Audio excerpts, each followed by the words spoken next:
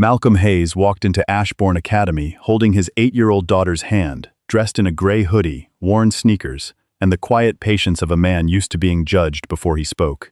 Maya had spent all morning smoothing her blue dress and checking the little pencil charm on her backpack.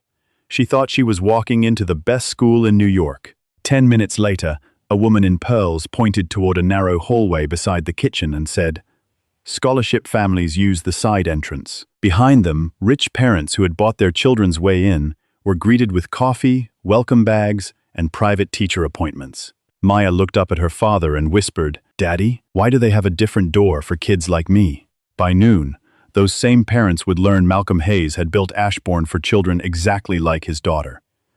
And before they left, the seats they had purchased for their own children would be rejected immediately. The front doors of Ashbourne Academy were taller than Maya Hayes expected. She stopped at the bottom of the stone steps and looked up at them with the kind of wonder only a child could carry without trying to hide it. The doors were dark oak, polished until they reflected the morning light in soft brown streaks.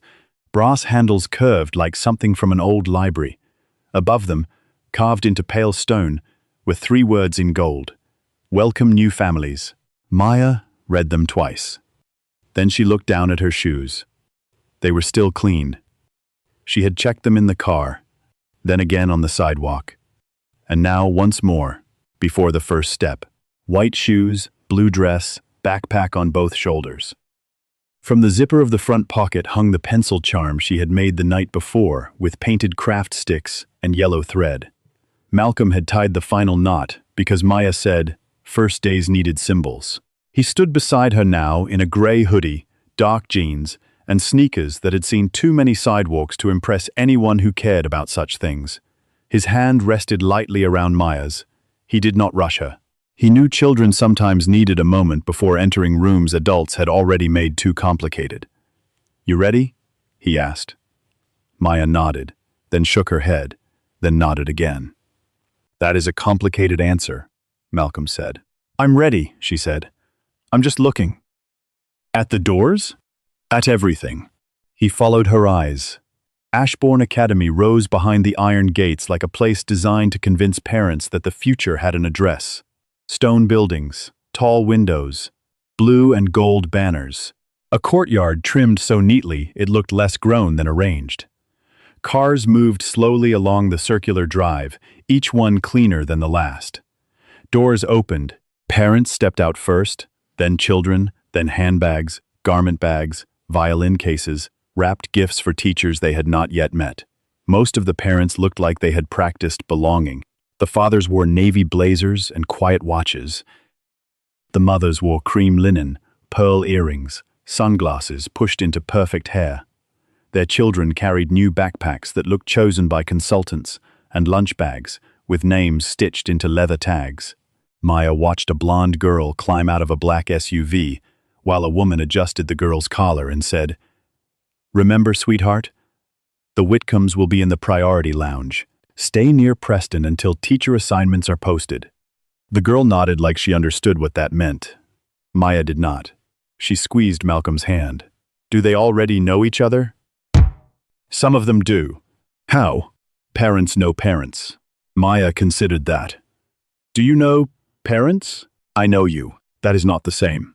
"No," Malcolm said. "It is better." She smiled, but only for a second. Her eyes returned to the children moving up the steps in little clusters, already laughing, already calling each other by names. Some hugged. Some compared summer camps. One boy complained that he had missed the robotics preview because his mother's driver had taken the wrong bridge. Maya touched the pencil charm on her backpack. Malcolm saw the movement. "You earned your place here," he said quietly. She looked up at him. "I know," but her voice did not sound like knowing yet. They climbed the steps together. At the entrance, 2 student ambassadors in blue blazers stood with clipboards.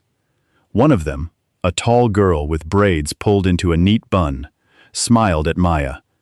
"Good morning. Welcome to Ashbourne." Maya straightened immediately. "Good morning." The girl looked at the charm on Maya's backpack. "Did you make that?" Maya nodded. "It's cool." The compliment landed in Maya's face like sunlight.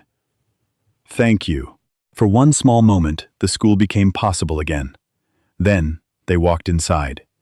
The entrance hall was bright, with polished stone and controlled noise. Morning sunlight fell through high windows onto a floor clean enough to make every shoe sound important. A long welcome table stretched beneath a gold-lettered motto on the far wall. Talent before privilege, character before connection. Maya read that too. "I like that," she whispered. Malcolm did not answer right away. He was looking at the room. There were two kinds of welcome happening inside Ashbourne Academy. One was visible from the door. A wide table with blue cloth, name tags arranged in silver trays. Welcome folders stacked by grade. Small bags printed with the school crest. Coffee served in white cups. Staff smiling with both teeth and memory. "Mr. Whitcomb, good morning. Mrs. Albright, we saved your seats. The donor breakfast is through the East Arch." "Of course, Doctor."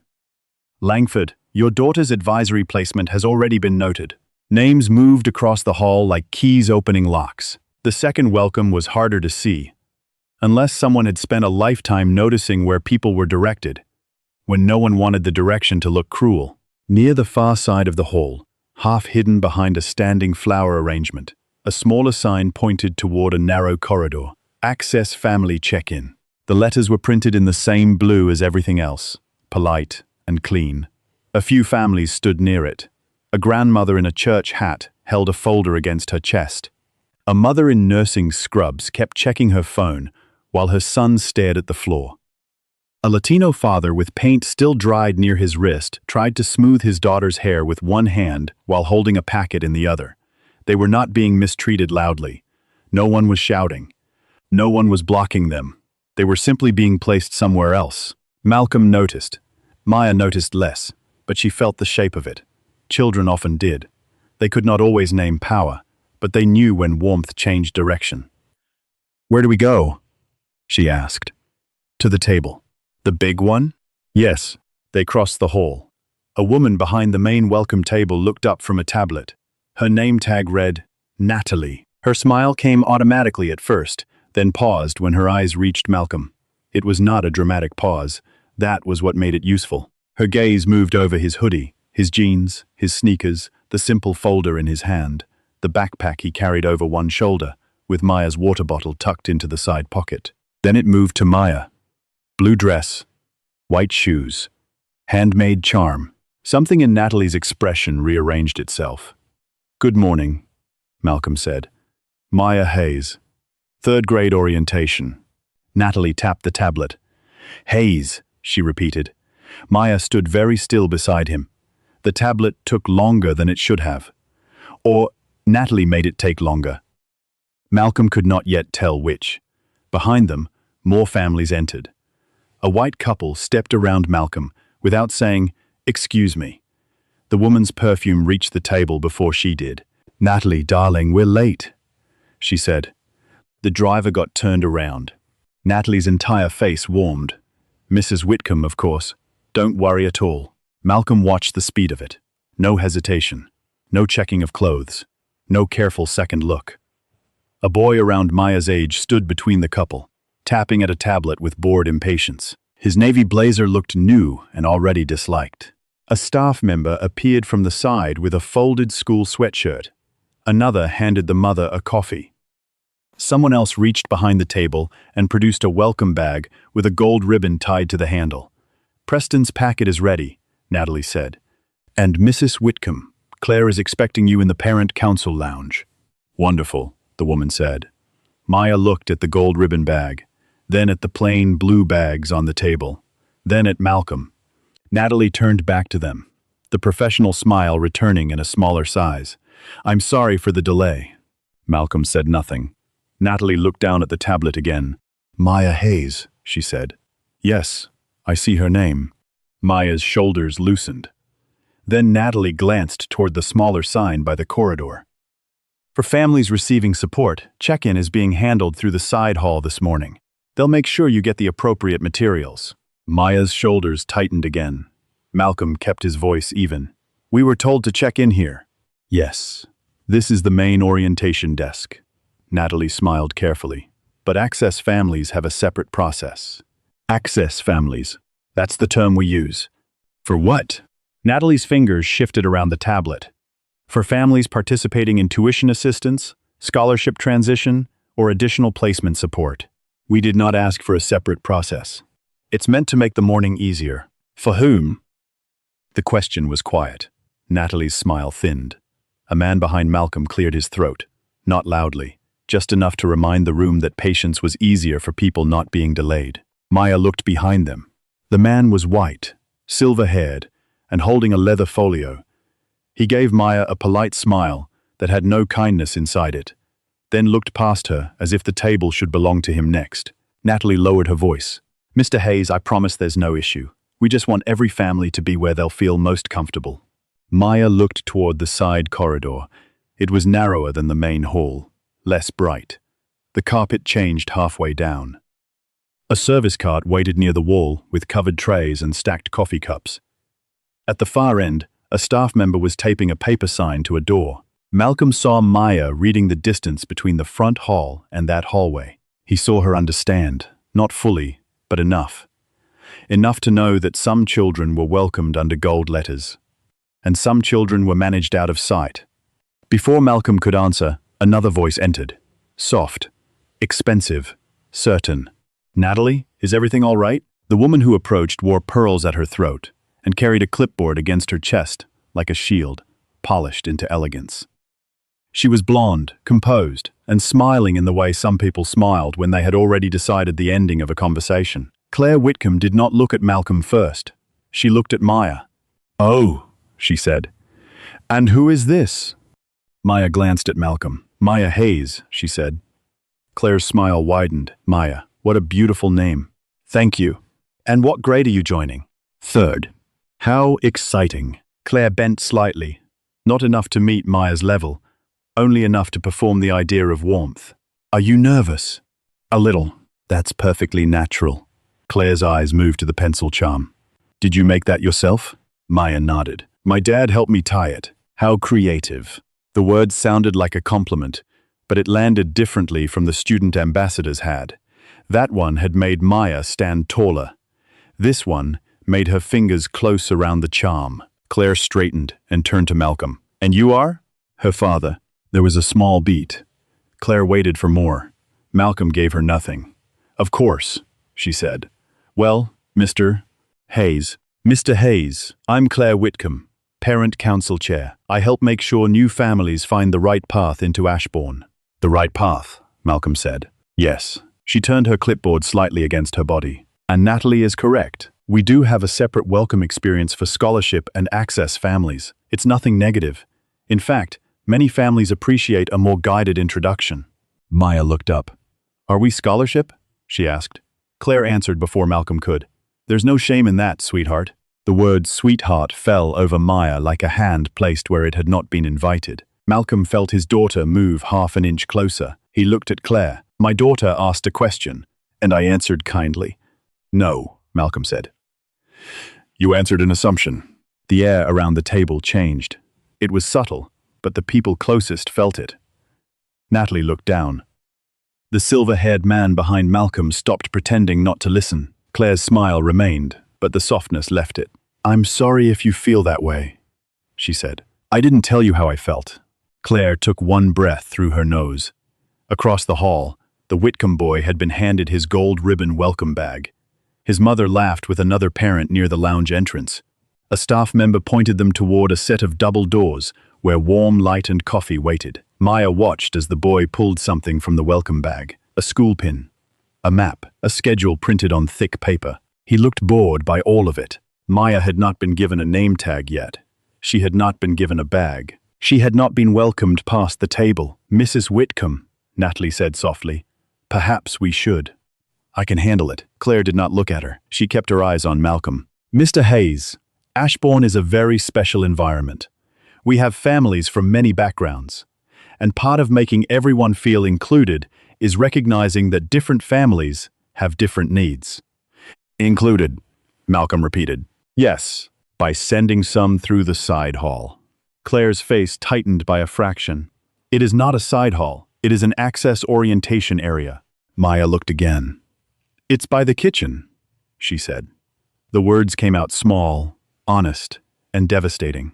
Claire's eyes flicked down to her. For the first time, irritation broke through the polish. Children sometimes misunderstand adult arrangements. Maya's face changed. Not much, just enough.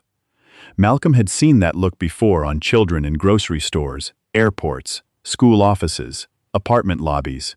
The moment when a child realized an adult was not confused, not busy, not accidentally unkind, but deliberately placing them lower and expecting them to accept it as manners. He put a hand on Maya's shoulder.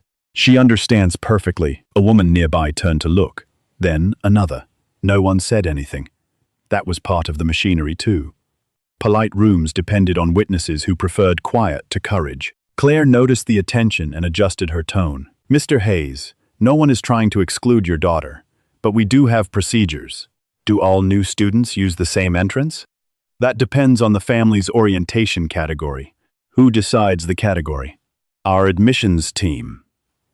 "Based on what?" Claire smiled again. It was colder now. Several factors. Behind them, a laugh rose from the parent lounge. Someone said, "Development families are being seated first." Another voice answered, "Well, after what they gave last spring, they'd better be." The words were not meant for Malcolm. They reached him anyway. Maya looked at the lounge doors. "Daddy," she whispered, "what's a development family?" Malcolm looked at Claire. "I'm starting to understand." Claire's fingers tightened around the clipboard. "Mr. Hayes, I think it would be best if you and Maya step to the side so we don't delay the other families." "There it is," Malcolm said quietly. "I beg your pardon?" "The side." Claire held his gaze. Then she pointed, not with her whole hand, but with two fingers angled toward the narrow corridor beside the service area. "Scholarship families are being received through that entrance." This time, she said it clearly enough for everyone at the table to hear. The silver-haired man behind Malcolm shifted. Natalie went still. A mother near the coffee station turned away too quickly. One of the student ambassadors at the door looked across the hall, her smile fading. Maya followed Claire's gesture. The narrow hallway waited beside the kitchen. The main staircase roamed the motto. Two paths, one wide and bright, one hidden and practical. The same school. Two welcomes. Maya looked up at Malcolm. "Daddy," she asked, "why do they have a different door for kids like me?" No one moved. The question did not sound angry. That was why it carried so far. It was not accusation. It was a child trying to understand the rule adults had built around her body before she had spoken 10 sentences in the room. Claire opened her mouth. Malcolm looked down at Maya first. That mattered. Before the room, before the woman in pearls, before the parents measuring him, before every old instinct that told him to make the insult smaller so his daughter would not have to carry it. He looked at Maya and said, "You did nothing wrong." Her eyes searched his face. "Are we supposed to go there?" "No." "Why not?" "Because you were invited through the front door." Maya nodded, but her mouth had gone tight. Malcolm lifted his eyes back to Claire. His voice remained calm. "We will check in at the main table." Claire's smile disappeared. Only for a second. Then it returned with less effort to hide what lived underneath. "Mr. Hayes, Ashbourne has standards." The word standard settled into the hall like dust. Malcolm heard what she meant. Natalie heard it too. So did the grandmother near the access sign. So did the father with paint on his wrist. So did the student ambassador whose smile had vanished completely now. Standards. The old word dressed in new clothes. The word people used when they wanted race to sound like culture, money to sound like merit, exclusion to sound like order. Maya did not know all of that. But she knew enough to step closer to her father. Malcolm placed his folder on the welcome table. Not hard, just flat. "My daughter's name tag," he said. Claire stared at him. Around them, the violins continued playing near the staircase, delicate and useless. Staff moved more slowly now. Parents watched without admitting they were watching. The gold motto above the hall caught the morning light and shone down over a room that had already failed it.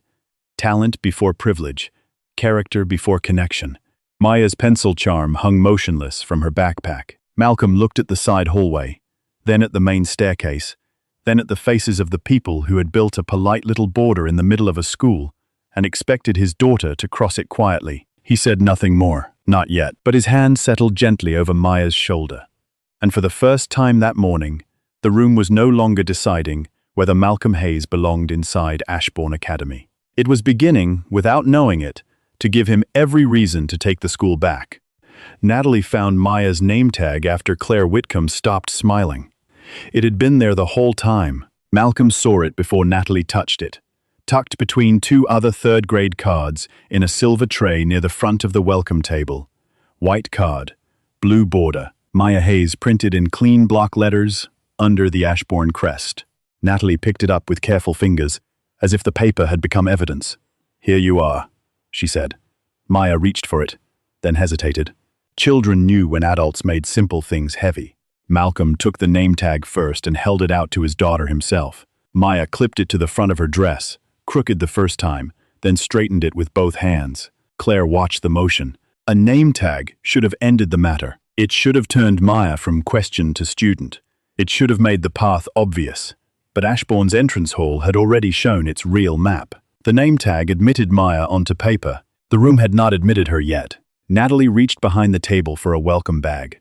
Her hand paused over the stack with gold ribbons, then moved to a lower shelf and pulled out a plain blue one instead.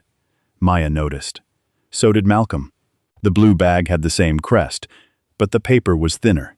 No ribbon, no folded sweatshirt, no printed teacher preview card tucked into the side pocket. Natalie placed it on the table. "This has your general schedule," she said. "Assembly begins at 9:30. After that, students will separate by grade for classroom visits." Maya looked inside the bag. A pencil, a map, a single sheet of paper, a sticker with the school crest. She looked toward Preston Whitcomb, who was pulling a pin, a sweatshirt, and a thick folder from his gold ribbon bag, while his mother laughed with another parent near the lounge doors. "Do all bags have different things?" Maya asked. Natalie opened her mouth. Claire answered first. "Some families have additional appointments." Maya looked at her. "Why?" "Because some parents have already completed parts of the process." Malcolm looked at the gold folders moving through the room. "Completed," he said. Claire's gaze returned to him. "Relationships with a school begin long before orientation, Mr. Hayes. That sounds convenient for people who were invited before they applied." A small silence opened around the table. Claire's eyes narrowed just enough for Malcolm to know the sentence had reached its target. "Connections are not a crime," she said. "No," Malcolm said. "But they become one kind of theft, when they start taking the place of merit." Natalie lowered her eyes to the tablet. Behind them, the silver-haired man in the leather shoes exhaled through his nose. The kind of sound meant to say that patience had limits when inconvenience had the wrong face. Claire heard him and used it. "We are delaying other families," she said. "Then give my daughter the same schedule you gave his son." Claire's smile returned in public form. "Preston has a faculty preview." "Why?" "He was selected." "By whom?" "The admissions office." "Based on what?" Claire's fingers tightened around the clipboard. "Mr. Hayes, you seem determined to misunderstand how independent schools operate." "No," Malcolm said. "I'm beginning to understand very clearly." Maya looked from one adult to the other. She did not understand all of the words. Independent schools, faculty preview, admissions office, relationships.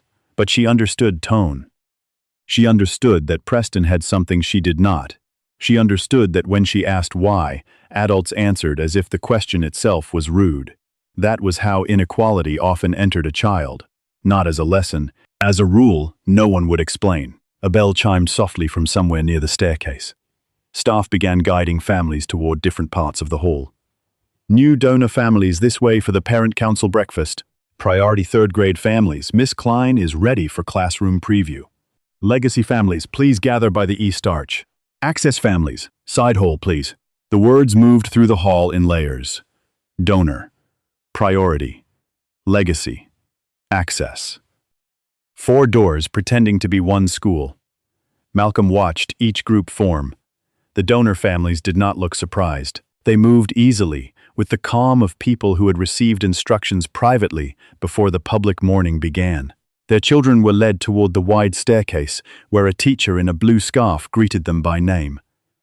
The legacy families gathered beneath a wall of framed portraits. Old headmasters, old board chairs, old benefactors. The children stood under those faces as if inheritance itself were part of the curriculum. The priority families drifted toward the East Arch, where coffee and pastries waited behind open double doors. On a small table near the entrance sat place cards printed on thick cream stock. The access families looked around before moving.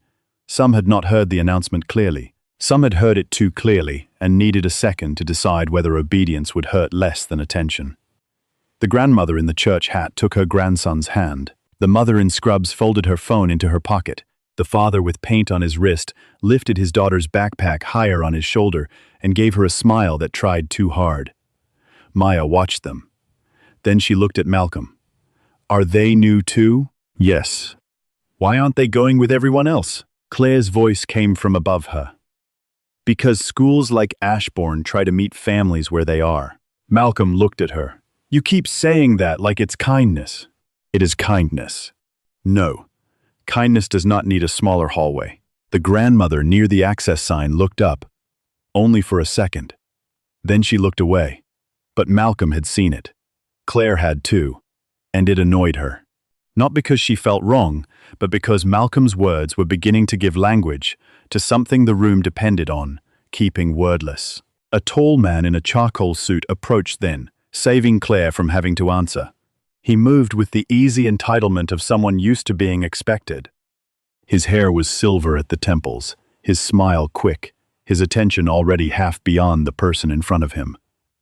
Claire, he said, kissing the air beside her cheek, you're a miracle. Fiona was panicking about Preston's teacher assignment. Completely handled, Claire said, her warmth returning. I spoke with Julian personally. Good. We really wanted Klein. Fiona thinks she's the only reason the Montgomery boy got into Exeter. She's excellent. The man glanced at Malcolm then. Not fully. A passing inventory. Hoodie. Black man. Child. Delay. His attention returned to Claire. Is everything all right here? Just helping a new family find the appropriate orientation track, Claire said. The phrase was perfect. Clean enough for the room. Dirty enough for the people inside it. The man nodded, as if the explanation required no details. Ah, his eyes dropped to Maya's blue bag. Scholarship? Maya heard it. Malcolm felt her body go still. Claire's hand lifted slightly. Development support, she corrected. Not because it was kinder, but because it sounded more expensive. The man gave a short laugh. Well, everyone needs a project, it was said lightly. That made it worse. Maya's mouth parted, then closed. Malcolm turned his head slowly toward the man. What did you say? The man looked surprised that the sentence had returned to him. I didn't mean anything by it. That is rarely a defense worth offering. Claire stepped between them with the grace of someone practiced at preventing wealthy men from facing consequences in real time. Mr. Albright is on the facilities committee, she said. As if that explains it, Malcolm said. Mr. Albright's smile faded. Claire, should we get Julian? Not yet, Claire said softly. Not yet. Malcolm caught the words. So the headmaster was nearby, waiting to be used when polite pressure failed. Good. He wanted to see how far the system traveled upward. Maya tugged lightly on his sleeve. Daddy, she whispered. Can I still meet my teacher? The question broke through him cleanly. Not because she asked to leave. Aunt's welcome, because she did not. Even now, after the side door and the smaller bag and the word project thrown across her body, Maya still wanted the school. She still believed there might be a classroom somewhere past these adults where learning was waiting untouched by them. Malcolm crouched slightly, lowering his voice. Yes, he said. You will meet your teacher. Are you sure? Yes. Claire looked down at them with an expression that tried to appear patient and failed. The bell chimed again. Across the hall, a teacher with gray curls and red glasses walked into view, carrying a stack of folders. Several children reacted at once. That's Miss Klein, one girl whispered. My sister had her. My mom said she's the best. She only takes 12. The name moved through the third-grade parents like a secret everyone pretended not to have paid for. Maya looked toward the teacher. Miss. Klein had kind eyes and the focused posture of someone who saw children before she saw parents. She paused near the staircase as a staff member handed her a list. Malcolm saw the teacher read it, saw her brow tighten, saw her look toward the access hall. Then, toward the priority lounge. Then back at the list. A problem crossed her face and was quickly covered. Claire saw Malcolm watching. "Miss Klein's preview is full," she said. "Maya has not been offered a preview. Not every child receives one." "Why not?" Claire sighed. Not loudly.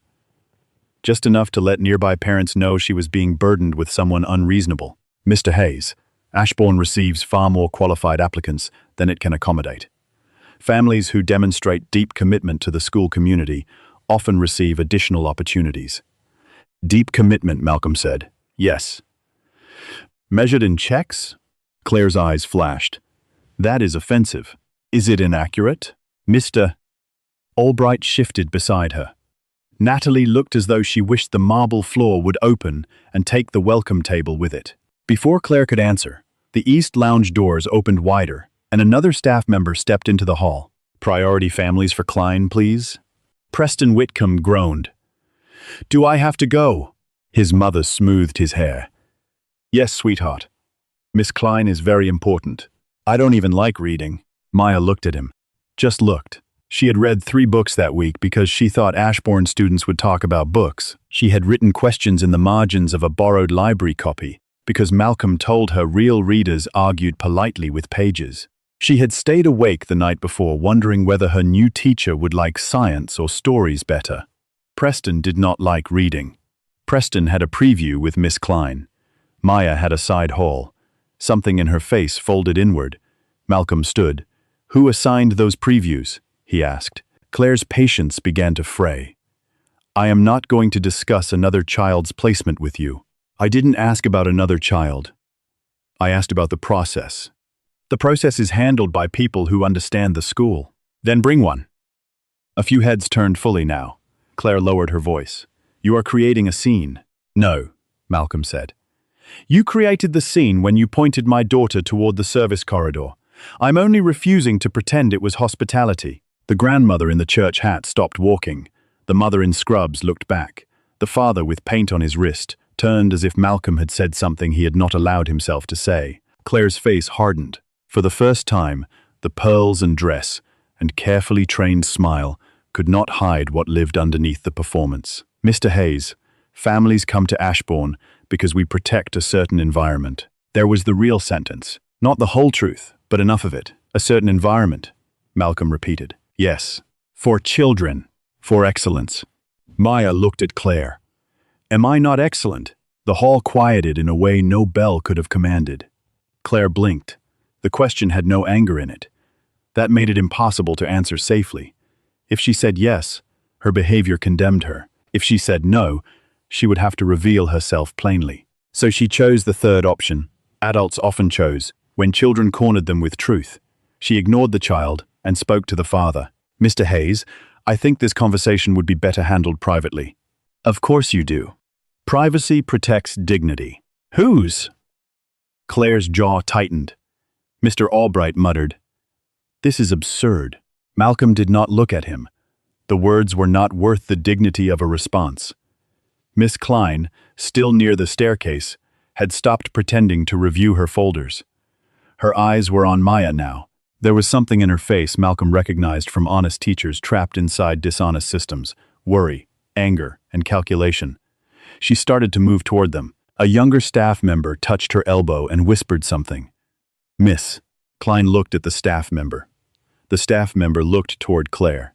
Miss Klein did not come. Malcolm filed that away. The institution had trained even its best people to wait for permission before doing right. Claire followed his gaze and recovered some control.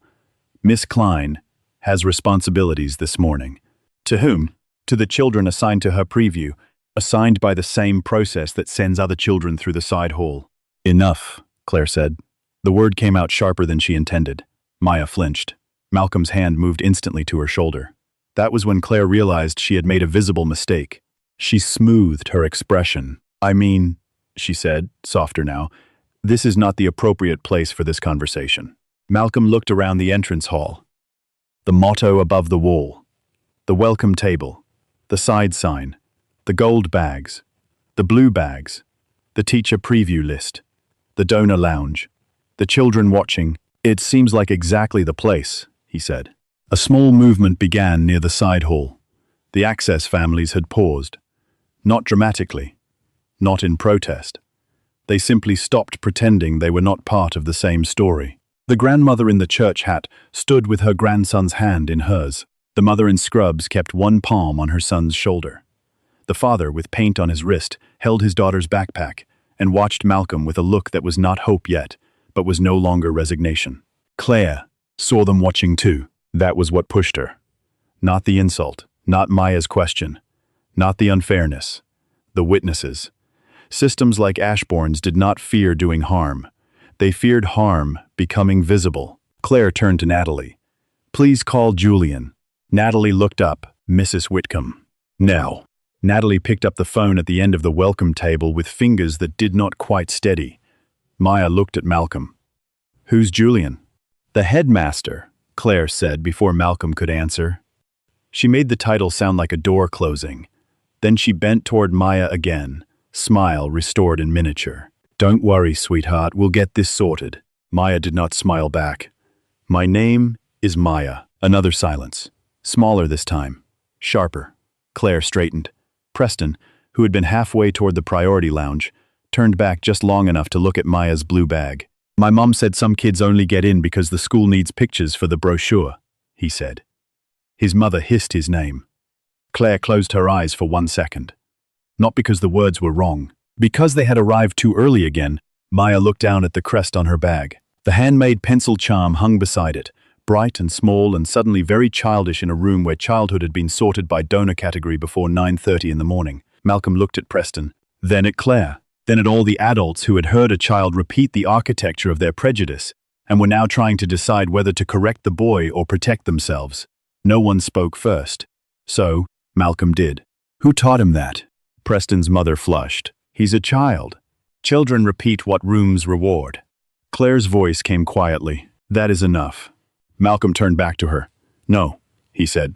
"It isn't." At the far end of the hall, a man in a dark suit stepped through an office door and began walking toward them with the careful expression of someone who had been told there was a disturbance, but not yet told the truth. Headmaster Julian Bell had arrived. Claire exhaled as if order had entered the room. The donor parents straightened. Natalie lowered the phone. The Access families remained still. Maya reached for Malcolm's hand again.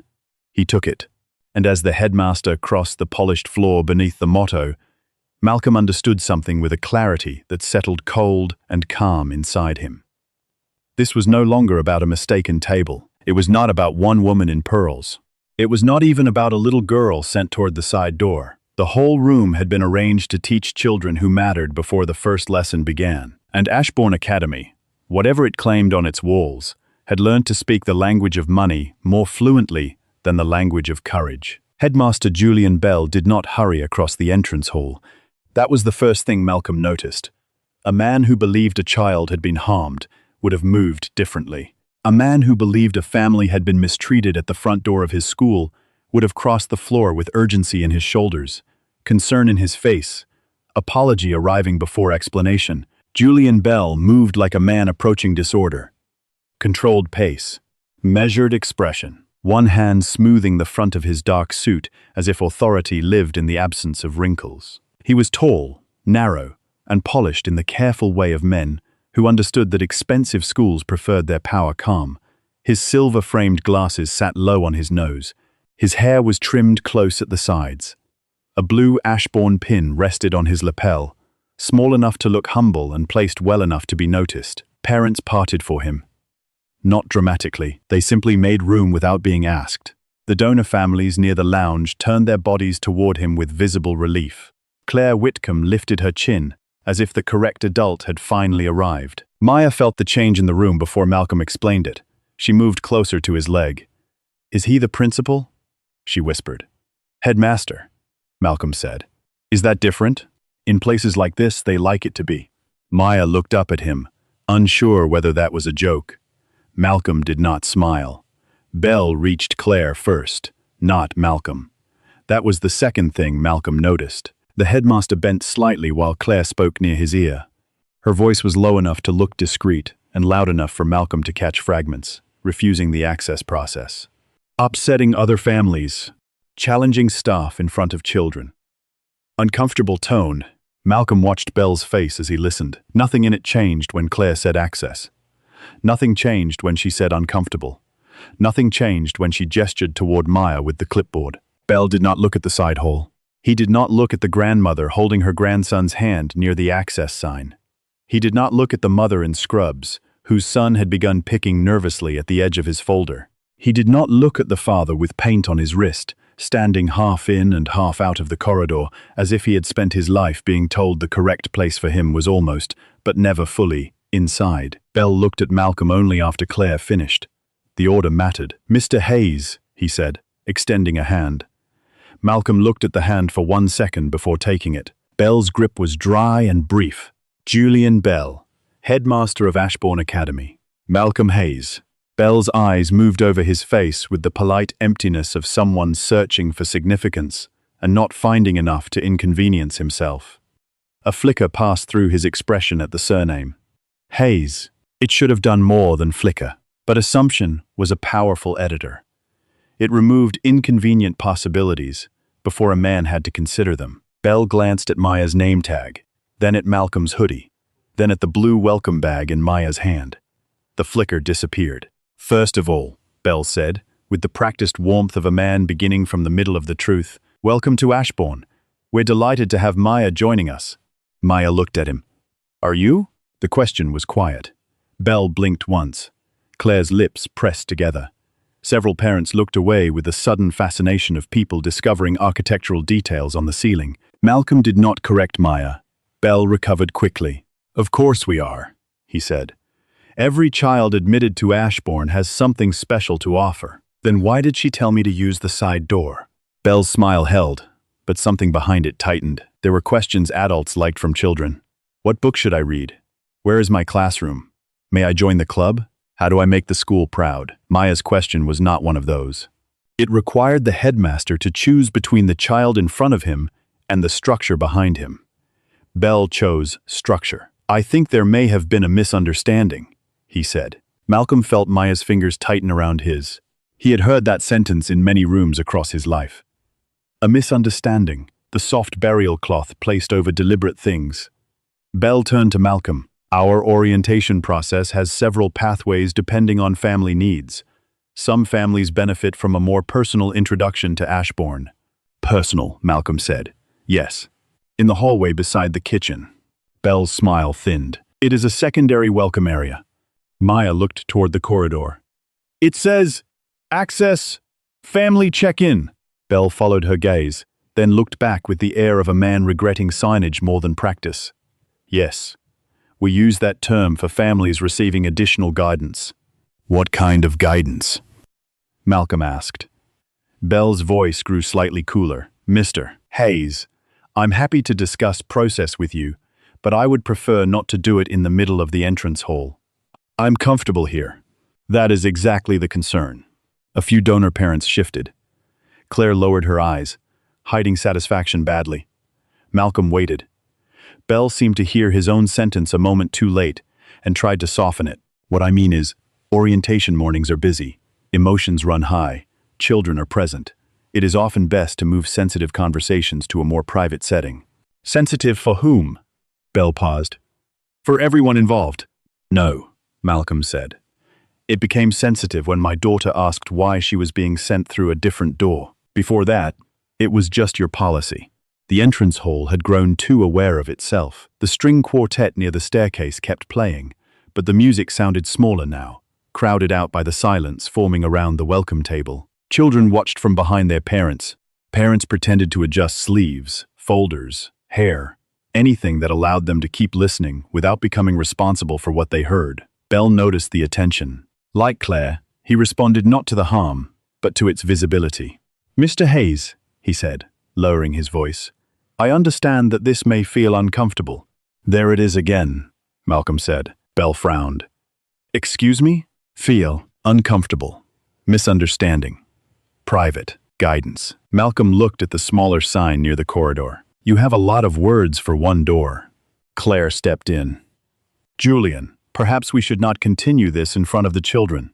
Maya looked at her. "You said it in front of me." Claire's face changed. It was only a crack, but Malcolm saw it. So did Bell. The headmaster folded his hands in front of him. "Maya," he said gently, "I'm sorry this morning has felt confusing." Maya did not answer. Bell tried again. "Ashbourne is a big place. Sometimes new students need help finding where they fit." Malcolm's voice came low and even. "She is not looking for a place to fit. She was accepted here." Bell turned from Maya back to him. "And we are honoring that acceptance by refusing to check her in at the same table as other admitted children." "That is not what happened." "It is exactly what happened." Natalie, still behind the welcome table, stared at the tablet as if the answer might be written there. Her face had gone pale beneath the lobby lights. She looked less cruel now than trapped, but trapped people still held doors closed when the system told them to. Bell glanced at her. "Natalie, was Maya denied check-in?" The question gave her a path to safety. Everyone heard it. Natalie swallowed. She was redirected to access check-in. "Was she denied check-in?" Bell repeated. Natalie's eyes moved briefly to Maya, then to Claire, then to Bell. "No," she said quietly. "Not denied." Bell turned back to Malcolm with the satisfaction of a man who believed procedure had saved him. "There you are." Maya's face folded, just slightly. The kind of small collapse a child made when adults used words to erase what she had lived 5 seconds earlier. Malcolm saw it and felt something cold pass through him. Not anger. Not yet. Precision. "Ask her the right question," he said. Bell's expression tightened. "I beg your pardon?"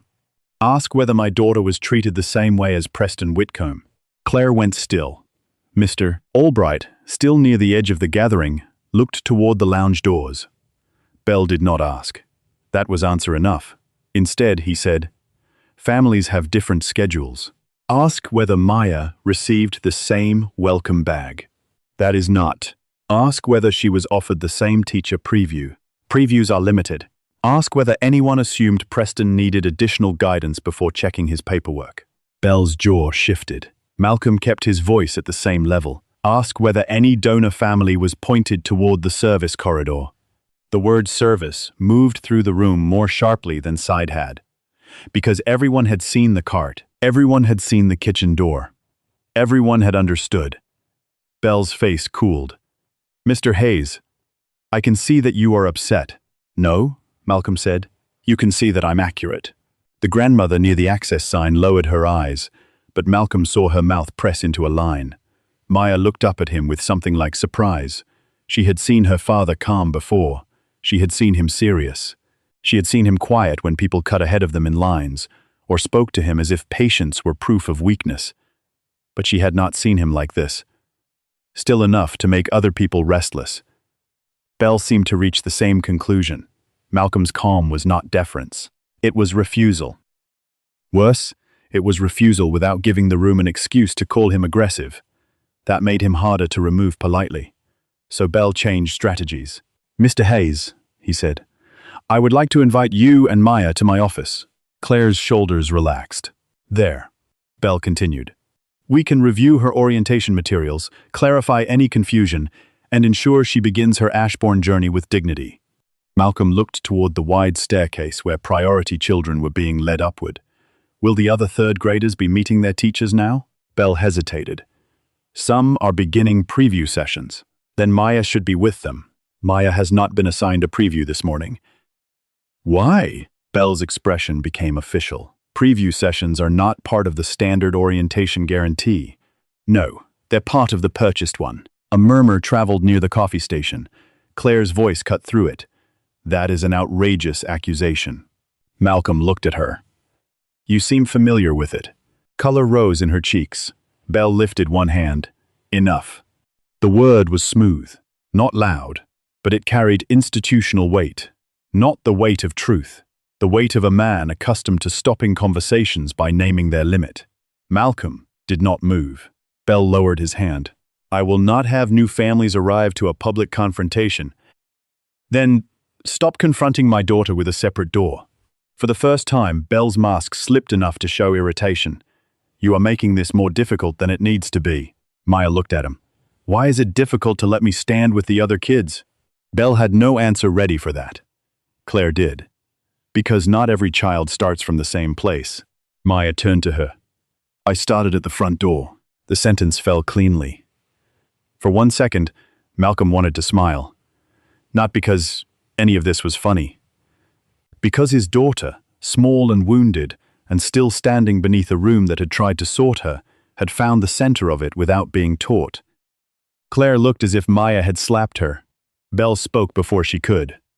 Maya, Mrs. Whitcomb is trying to explain that Ashbourne supports students in different ways. But she doesn't know me. No, but she didn't ask if I needed support. She looked at my dad and told us where to go. Natalie closed her eyes briefly. Mr. Albright muttered something to his wife.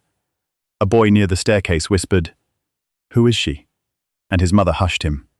Belle's mouth tightened. He could not correct Maya without looking cruel, and he could not agree with her without looking weak. So he returned to Malcolm. "Mr. Hayes, I am asking you, as headmaster, to step into my office. And if I decline?" Belle's eyes moved, just once, toward the security desk near the far arch. It was quick. But Malcolm had spent too much of his life reading rooms that pretended not to threaten him. He saw it. So did Maya. Her grip on his hand tightened hard enough to hurt. "Daddy, I'm right here." Belle did not mention security yet. Not directly. That would come later, if Malcolm gave him the excuse. Instead, Belle softened his voice again. "There is no need for this to become unpleasant." Malcolm looked at the side hall. "It already became unpleasant for my daughter. You're only concerned because now it might become unpleasant for the adults who caused it." Belle's eyes hardened behind the glasses. Claire spoke again, quieter now. "Julian, the children are waiting."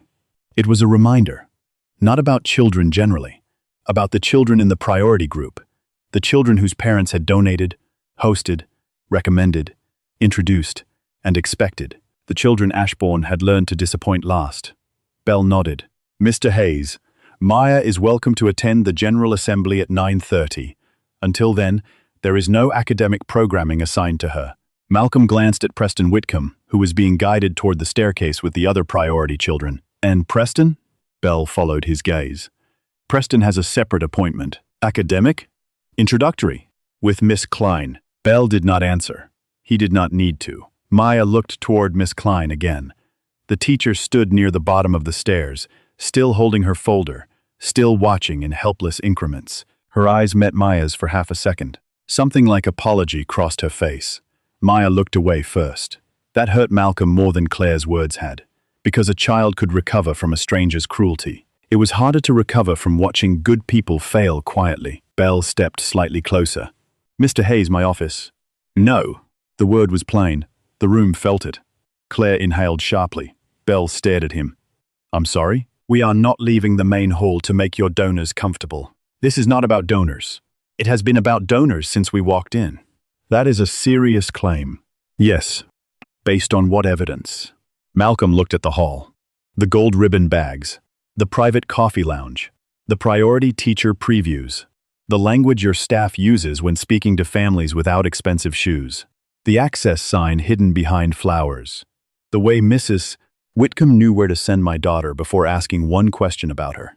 The way you asked whether she was denied check-in instead of asking whether she was treated fairly. He paused. "And the way every adult in this hall knows what happened but is waiting for someone else to be brave first."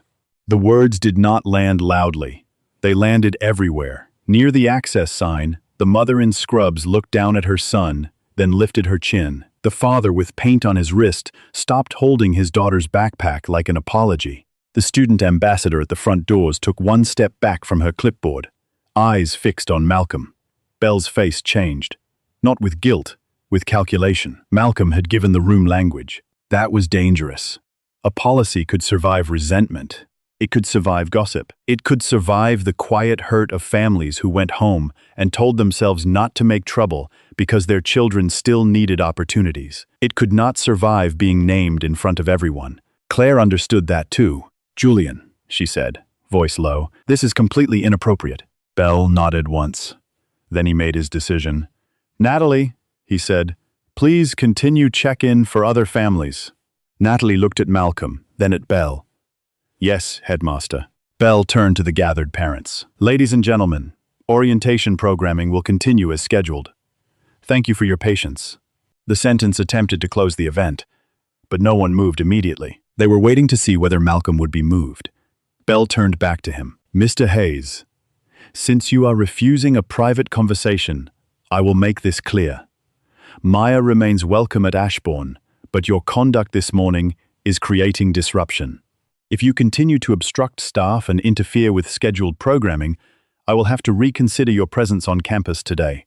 Maya's breath caught. There it was. Not "we will fix this." Not "I am sorry." Not "your daughter belongs here." Your presence. The father was now the problem. The child could stay. Perhaps. The black man asking why she had been separated could be removed.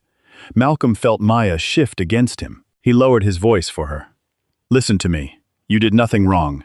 Her eyes were bright now, but she did not cry. Are they going to make you leave? Belle heard the question. So did Claire. So did the families near the sign. Malcolm looked at Belle. I'd like your full name and title repeated for the record. Belle's expression stiffened. For the record? Yes. Claire gave a small, disbelieving laugh. Mr. Hayes, this is a school orientation, not a courtroom. Malcolm did not look at her.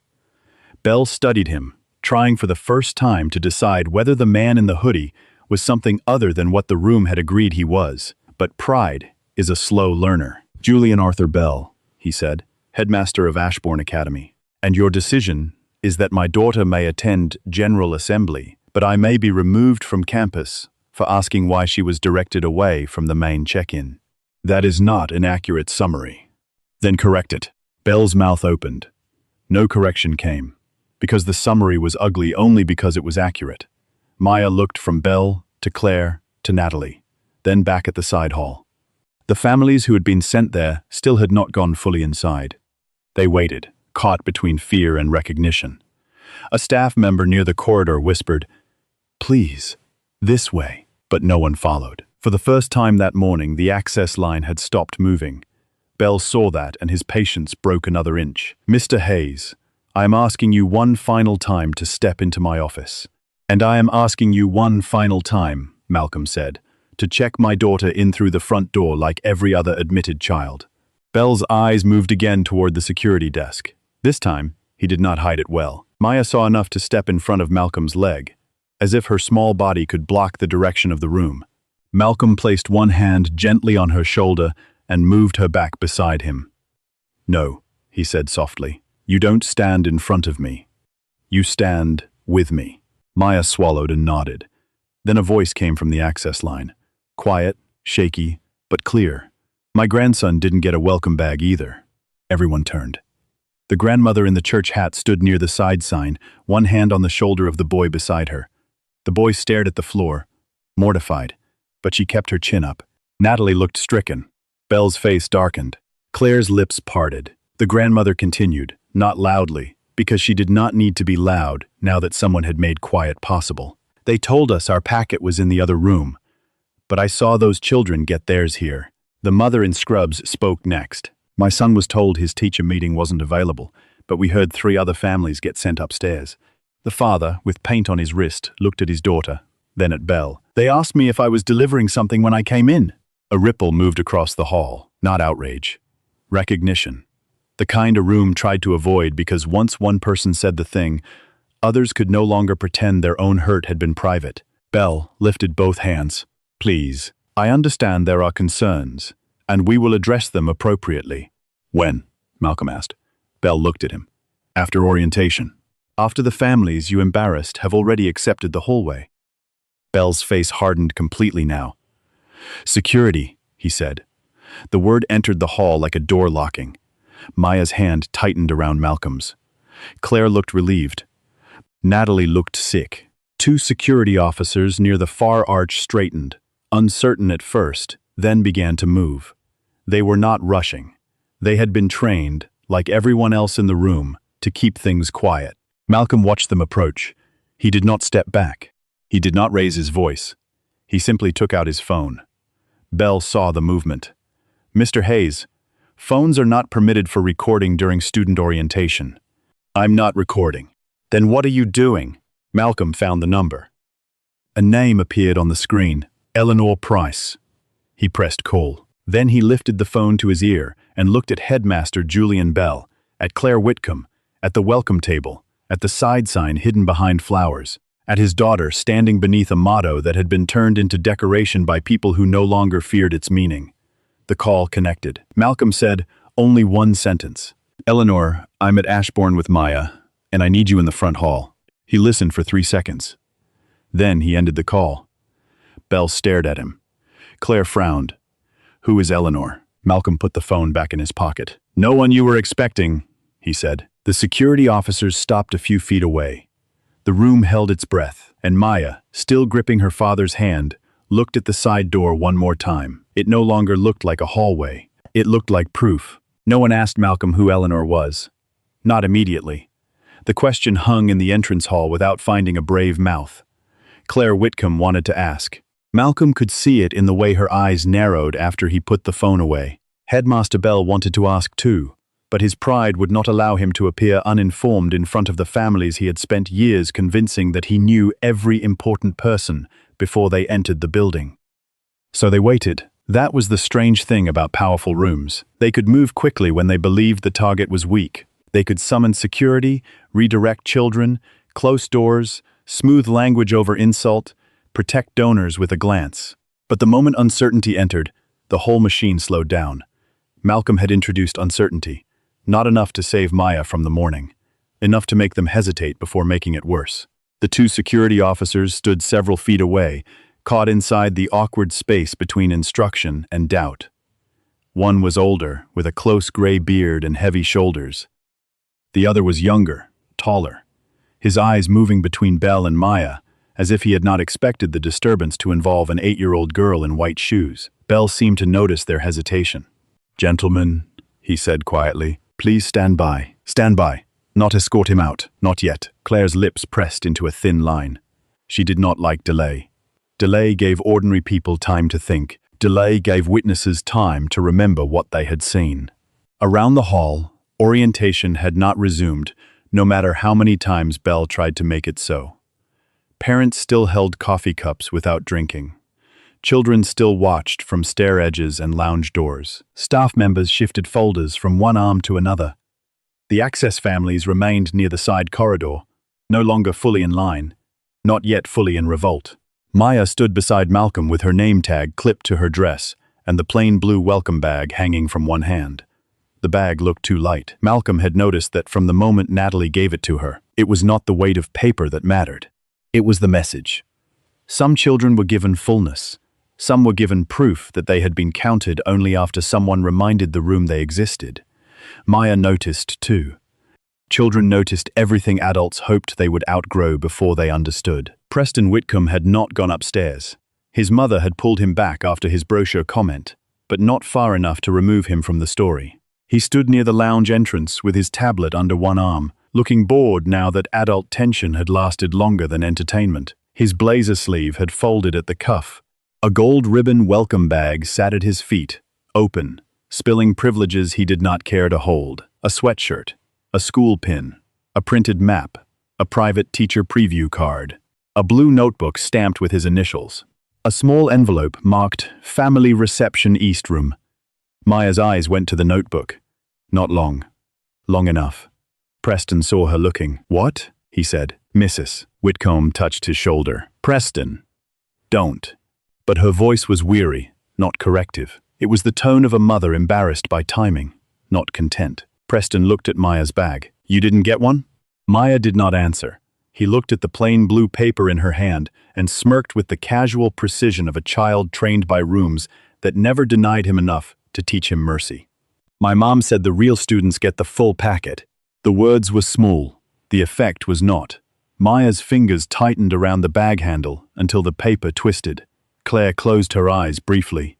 "Preston," she said. This time, there was warning in it. He looked confused. "What? You said priority families are different." A few parents looked at Claire. Claire's face remained composed through effort alone. "That is a grown-up conversation," Preston shrugged. "You said scholarship kids should be grateful they get anything." The hall changed. Not loudly, not with gasps or outrage. It changed the way a room changed, when something hidden came out in the wrong voice. Children were dangerous to hypocrisy because they had not yet learned which truths required euphemism. Maya looked at Claire. Her face was not angry. That hurt more. She looked as if she had just discovered that the woman had been pretending from the first second. You said that? Maya asked. Claire's expression softened at once. Oh, sweetheart, no. That's not what I meant. My name is Maya. The correction came firmer this time.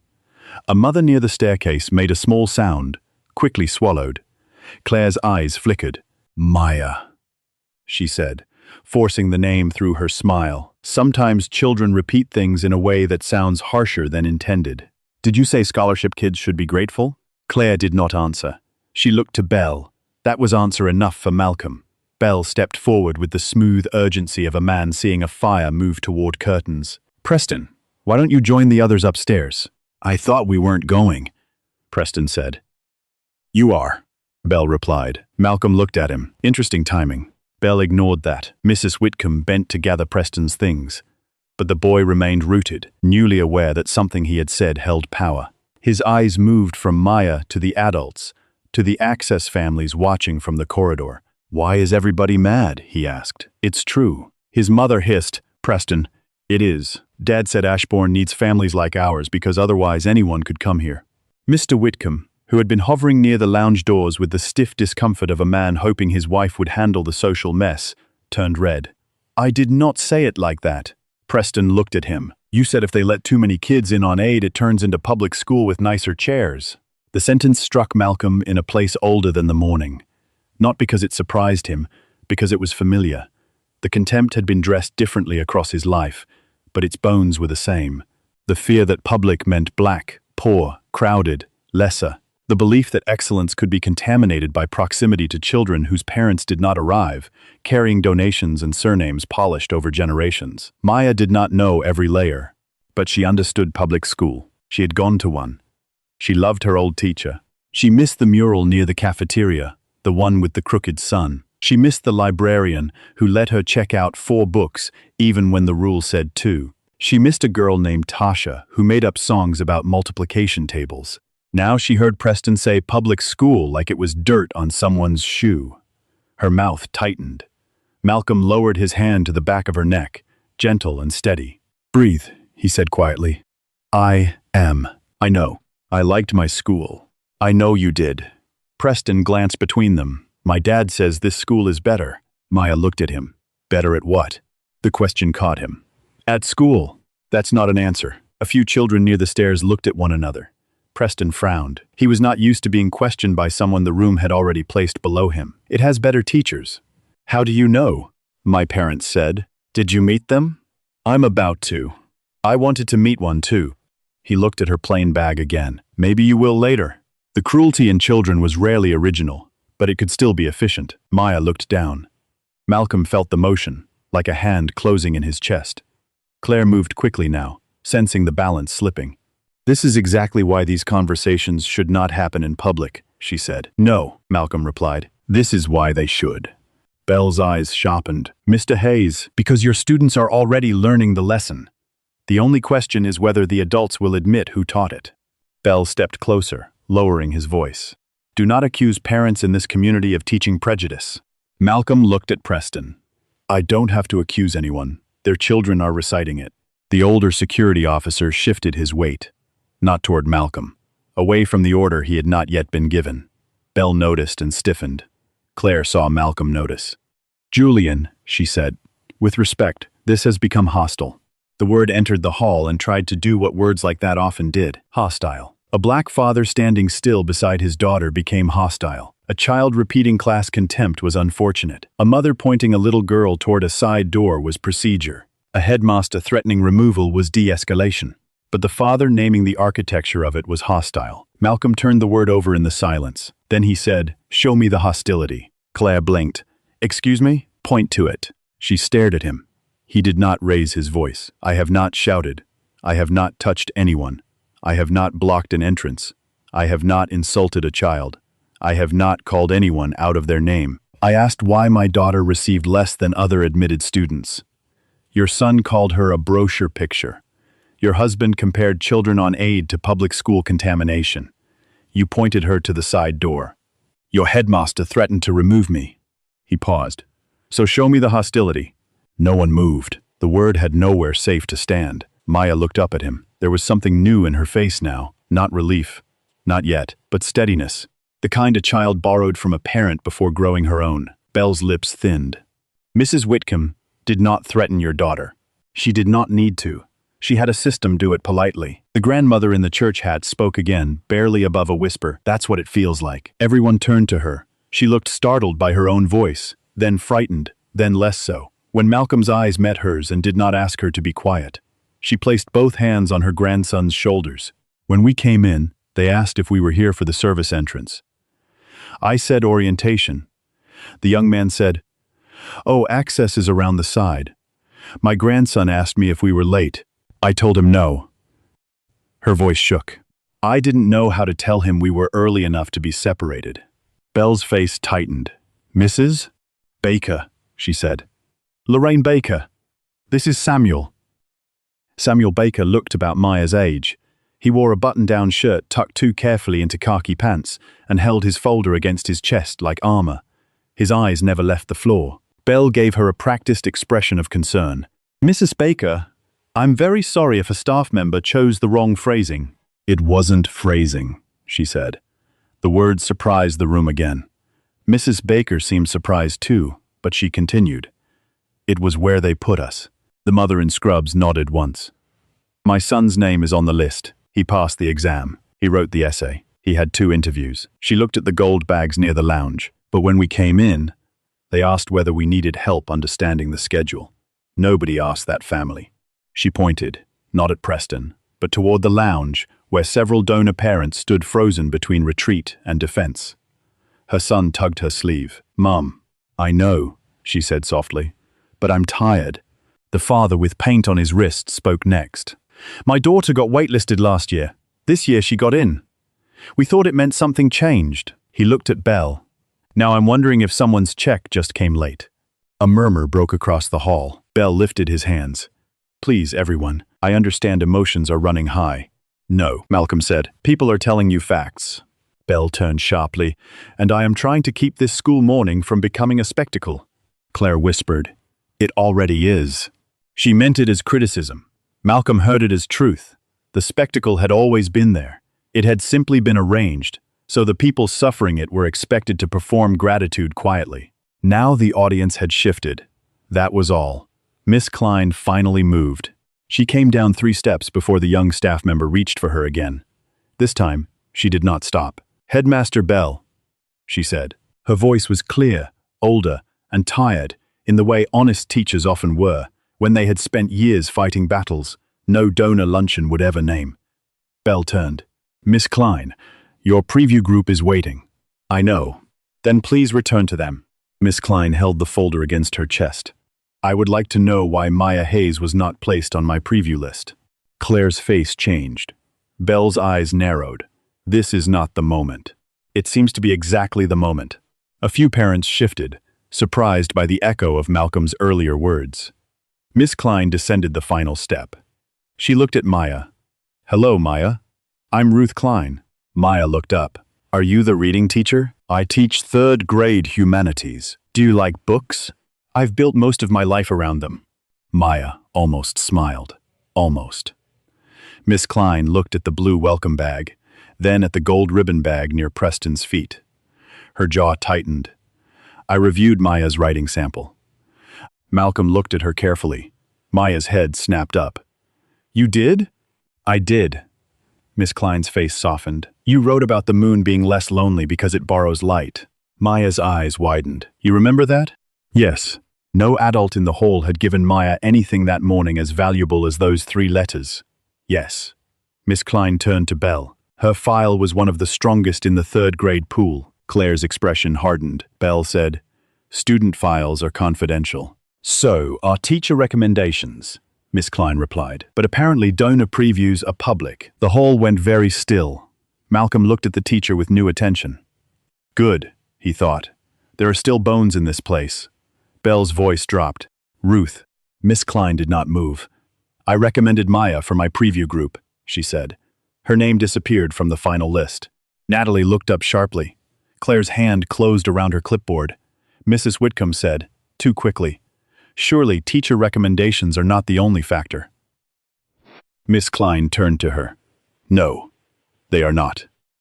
That appears to be the problem." A sound moved through the Access families. Not celebration, not yet. Recognition again. Bell stepped between Miss Klein and the hall. "That is enough. You will return to your assigned group." Miss Klein looked at him. Assigned by whom? The question landed like a match. Bell's face flushed. Claire spoke with cold precision. "Teachers do not manage admissions." "No," Miss Klein said, "but we are the ones who teach the children after admissions sells the room." The sentence hit the hall hard enough to reach the lounge. Several donor parents reacted at once. "Excuse me? That is inappropriate. Julian, are you hearing this?" Bell raised his voice for the first time that morning. "Miss Klein." Maya startled. Malcolm's hand steadied her. Miss Klein saw the flinch, and her face changed with regret. "I'm sorry," she said to Maya, not to Bell. That mattered too. Claire seized the moment. "This is exactly the kind of disorder we try to avoid. Children should not be exposed to adult bitterness." Malcolm looked at her. "Children have already been exposed to adult prejudice." Mrs. Whitcomb stepped forward now, no longer willing to let Claire carry the defense alone. "This is ridiculous," she said. "We donate because we care about excellence. There is nothing wrong with families investing in a school." "No one said investment was wrong," Malcolm said. "Then what is the accusation? That you mistook investment for ownership." She gave a short laugh. "And you know so much about ownership?" The line came out before she could dress it. Claire's eyes snapped toward her. Bell went still. Mrs. Whitcomb realized too late that she had said the room's private thought too plainly. Malcolm held her gaze. "More than you think." Something in his tone changed the air. Not enough for them to understand. Enough for them to feel the edge of what they did not know. Mrs. Whitcomb looked away first. Maya looked at Malcolm. "What does she mean?" "She means she's wrong," he said. Preston rolled his eyes. "My dad says people always complain when they don't get the same things." Maya turned to him. "I didn't ask for the same things." "Yes, you did." "No. I asked why you got them." The children near the stairs were openly watching now. Preston's cheeks pinked. "It's because my family helps the school." Maya looked at her blue bag. "My dad helps me with homework." Some children laughed softly, not cruelly. Preston hated that. "My dad paid for the arts pavilion. My dad taught me fractions with pizza." The laughter grew. Mrs. Whitcomb said, "Preston, stop talking." But Preston had inherited more confidence than wisdom. "My dad says money keeps this place better than schools like yours." Maya's face went quiet. Malcolm saw the exact moment the laughter died for her. Not because Preston had insulted her, because he had insulted the life she came from.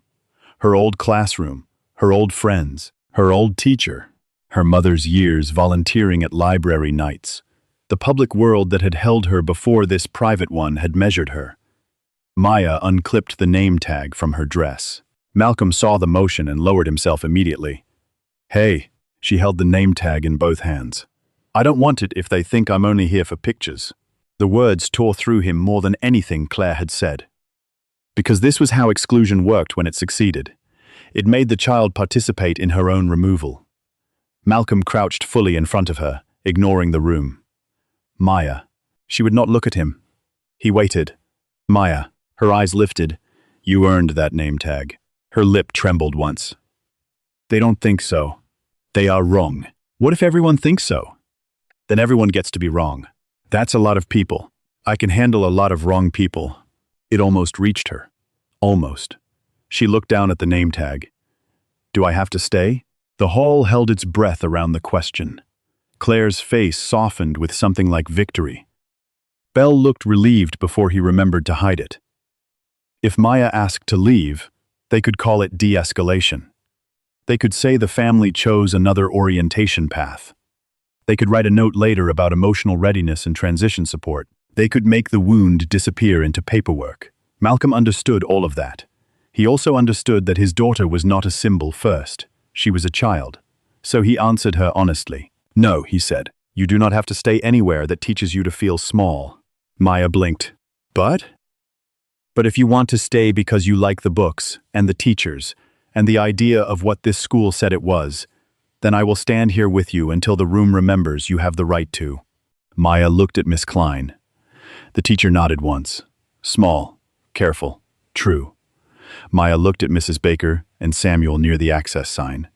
Samuel finally lifted his eyes. He was watching her, as if her decision might decide something for him too. Maya looked back at the name tag.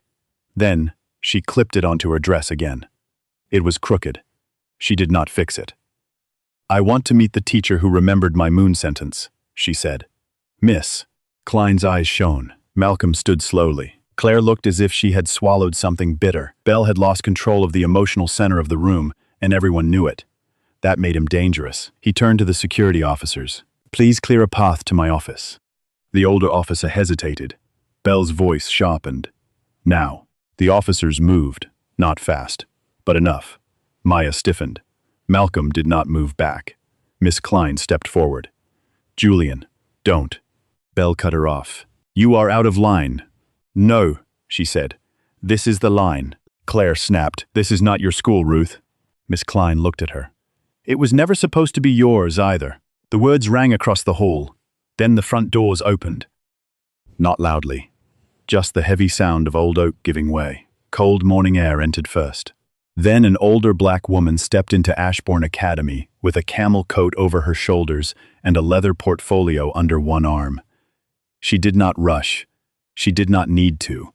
Her hair was silver, cut close and elegant. Her eyes moved once across the hall, taking in the security officers, the access sign, the gold bags, the blue bag in Maya's hand. Miss Klein, standing against the headmaster, and Malcolm Hayes beside his daughter. Every person who worked at Ashbourne seemed to recognize her at the same time. Natalie's face changed. Belle went pale beneath his polished composure. Claire looked from face to face, suddenly aware that someone important had entered without asking her permission. The woman crossed the hall directly to Maya first. Not to Belle, not to Claire. Not even to Malcolm. She stopped in front of the child, bent slightly, and looked at the crooked name tag. Maya Hayes, she said, her voice warm enough to change the temperature of the room. I have been waiting a long time to meet you. Maya looked up. Do you know my dad? The woman's eyes moved to Malcolm. Something old and tired and fierce passed between them. Yes, she said. I know your father. Then Eleanor Price straightened, turned to Headmaster Julian Bell, and let the entire hall hear the weight in her voice. Julian, she said. Why is Malcolm Hayes's daughter standing beside the side entrance of the school he built? For one full second after Eleanor Price spoke, Ashbourne Academy forgot how to breathe. The words remained in the entrance hall long after her voice stopped. The school he built. They moved past the welcome table, past the side corridor, past the gold ribbon bags and the plain blue ones, past the security officers standing too close to a father and his 8-year-old daughter, and settled beneath the motto on the wall like a verdict. Headmaster Julian Bell stared at Eleanor as if language itself had betrayed him. Claire Whitcomb looked from Eleanor to Malcolm, then to Maya, then back to Malcolm again. Her face did not collapse. Women like Claire did not collapse in public. They recalculated. They searched for an alternate explanation. A misheard word. A loophole large enough to crawl through without losing the room. She found none. Maya still stood beside her father with her crooked name tag on her dress and the plain blue welcome bag hanging from one hand. She looked up at Malcolm. Daddy, she whispered. What does she mean? Malcolm did not answer immediately. He looked at Eleanor first. There were few people in the world who could enter a room and make Malcolm feel both exposed and steadied. Eleanor Price was one of them. She had been his principal once, then his mentor, then the first person who told him that rage without architecture became grief. If he wanted a better school, she had said, then he would have to build one strong enough to survive people who would try to decorate injustice with better furniture. He had believed Ashbourne was that school. Until this morning. Eleanor's eyes stayed on his face for a moment, and Malcolm saw the apology there before she turned it toward the room. Then he looked down at Maya. It means, he said quietly, there are some things I should have told you sooner. Maya frowned. Like what? Like why this place matters to me. Claire found her voice first. Julian, she said, but the name came out thinner than before. What is she talking about? Bell did not answer her. His eyes were fixed on Malcolm now with an expression Malcolm had seen many times in rooms where men realized too late that they had mistaken quiet for small. "Mr. Hayes," Bell said. No warmth, no welcome, only sudden carefulness. Malcolm turned his head. Bell swallowed. "I believe there may have been a serious misunderstanding." A sound left someone near the access corridor. Not laughter exactly, something sharper. Mrs. Baker, the grandmother in the church hat, looked at Bell with open disbelief. Even Maya understood the word this time. Her mouth tightened. Malcolm's voice remained calm. "You've used that word too often today." Bell's face flushed. Eleanor stepped forward. "No," she said. "Let us not bury this under misunderstanding." Claire's fingers tightened around her clipboard. "Mrs. Price, perhaps this should be discussed privately." Eleanor looked at her. The air changed again. Claire Whitcomb was used to rooms bending for her. She was not used to being looked at by a woman who had spent 40 years turning underfunded hallways into places children could survive. Eleanor did not look impressed by money. She looked like she had seen it fail too many moral tests to mistake it for authority. "Mrs. Whitcomb," Eleanor said, "privacy was offered after the harm became visible. Not before." Claire's face hardened. "I was trying to help a new family find the correct orientation process. You tried to send Malcolm Hayes' daughter to the side entrance of the school her father founded." The sentence struck harder the second time.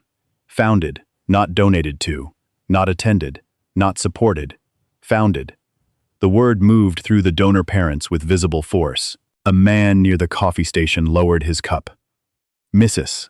Whitcomb's diamond bracelet flashed as her hand went still.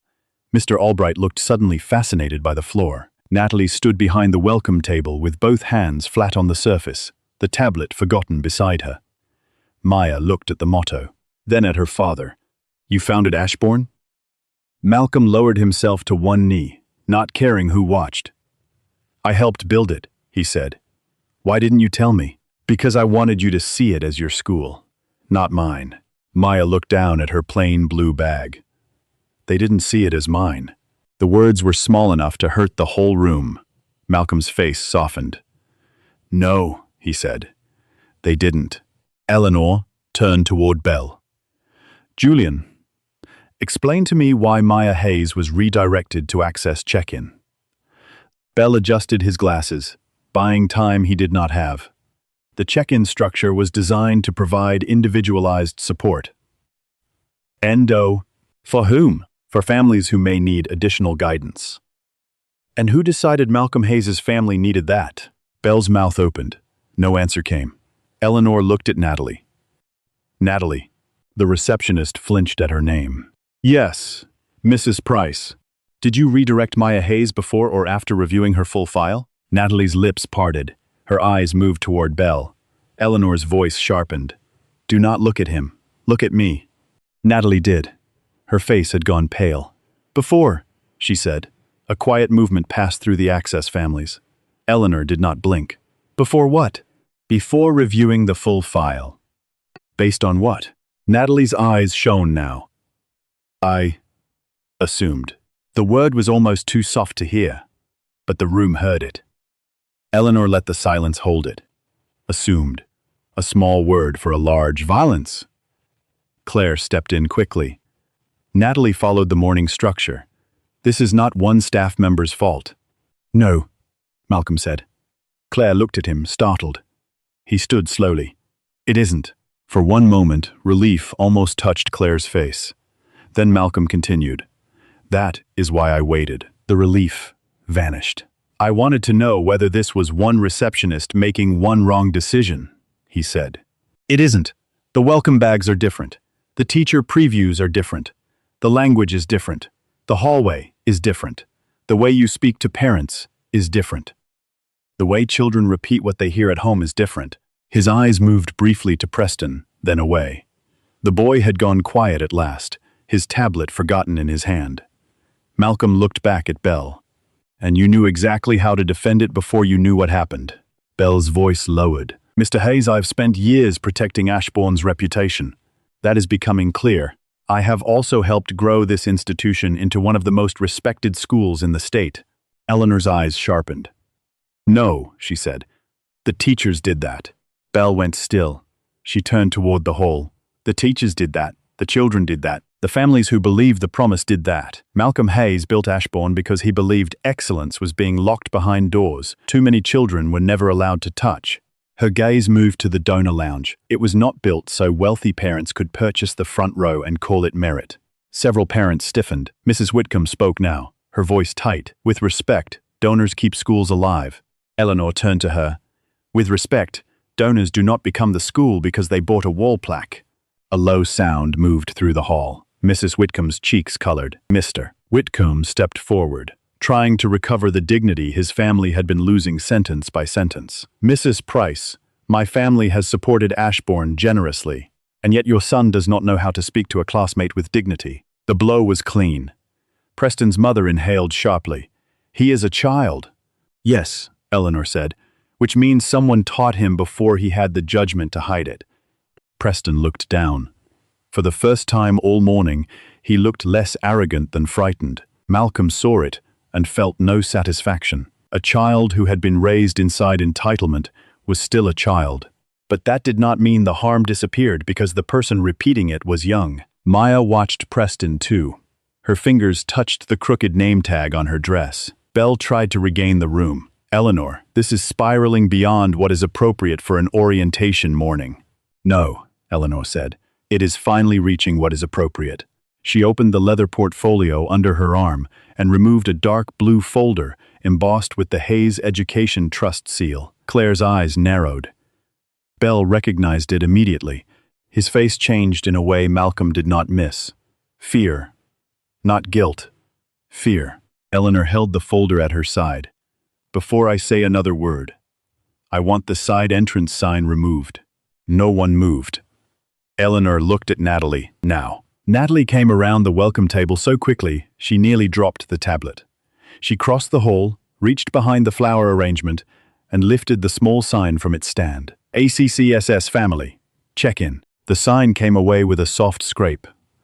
For some reason, that sound affected Maya more than the arguments had. She stared at the empty stand. Mrs. Baker put one hand over her mouth. The mother in scrubs closed her eyes. The father with paint on his wrist looked down at his daughter, who was watching the sign disappear as if a wall had cracked. Eleanor pointed to the main welcome table. Every family standing near that corridor will be checked in here. Natalie looked at Belle. Belle said nothing. Eleanor's voice hardened. Do it. Natalie carried the sign behind the desk and set it down face first. Then she looked at Mrs. Baker. Samuel Baker? Mrs. Baker stood frozen. Natalie's voice shook. I have his name tag here. The boy beside Mrs. Baker finally lifted his head. Maya watched him. He watched the welcome table as if it might vanish if he walked too slowly. Mrs. Baker guided him forward. No one stopped them. Natalie found his name tag, then the name tags for the mother and Scrub's son, the painter's daughter, and 3 other children who had been waiting at the edge of the school's welcome all morning. They came forward, one by one, not triumphantly, carefully, like children approaching something that had already hurt them once. The donor families watched. Some looked embarrassed. Some looked annoyed. Some looked offended that the morning had stopped belonging to them. Claire looked furious. Belle looked trapped. Malcolm watched Maya watching the other children receive what she had almost been denied. That mattered more than the reveal. If the morning ended with the room knowing who Malcolm was but the other children still in the hallway, then the school would have learned nothing except fear of one man's name. Eleanor understood that too. When the last access child had received a name tag, she turned back to Belle. Now, she said, lifting the folder, we will discuss why the policy existed. Belle's voice came out low. This is not the place. Eleanor looked around the entrance hall. The policy was practiced here. The harm was witnessed here. The correction begins here. Claire stepped forward. You cannot possibly intend to conduct governance business in front of children. Malcolm spoke before Eleanor could. Children were good enough to be humiliated in front of. They are good enough to see adults correct it. Maya looked at him. Then she looked at Claire. This time, she did not shrink. Claire saw that and hated it. Belle lowered his voice further. Malcolm, I understand you are upset. The use of his first name was new. Too late to be familiarity. Too careful to be respect. Malcolm looked at him. You do not understand anything yet. Belle's mouth tightened. Eleanor opened the folder. Julian, the founding charter of Ashbourne Academy is very clear. Final enrollment remains conditional until the orientation review, student conduct review, and parent ethics acknowledgement are complete. A ripple moved through the donor families. Claire's face shifted. What does that have to do with this? Eleanor looked at her. Everything. Belle tried to interrupt. Eleanor. She did not stop. The charter also states that no admission may be finalized if it was obtained through donor pressure, board influence, falsified recommendation, or preferential access that displaced a higher-ranked applicant. Now the ripple became sound. A father near the lounge said, "What is she talking about?" Mrs. Whitcomb turned toward Belle. "Julian?" Belle's face had gone gray around the mouth. Malcolm watched Claire. For the first time, she looked genuinely uncertain. Not because she had humiliated a child, not because Maya had been hurt, not because the side entrance had been exposed, because the floor under her own child's seat had just moved. Maya looked up at Malcolm. "Does that mean some kids might not stay?" Malcolm kept his voice low. "It means the school has to check whether every seat was earned, honestly." Maya looked at Preston. "He didn't earn his?" Preston heard her. His face reddened. "My parents paid."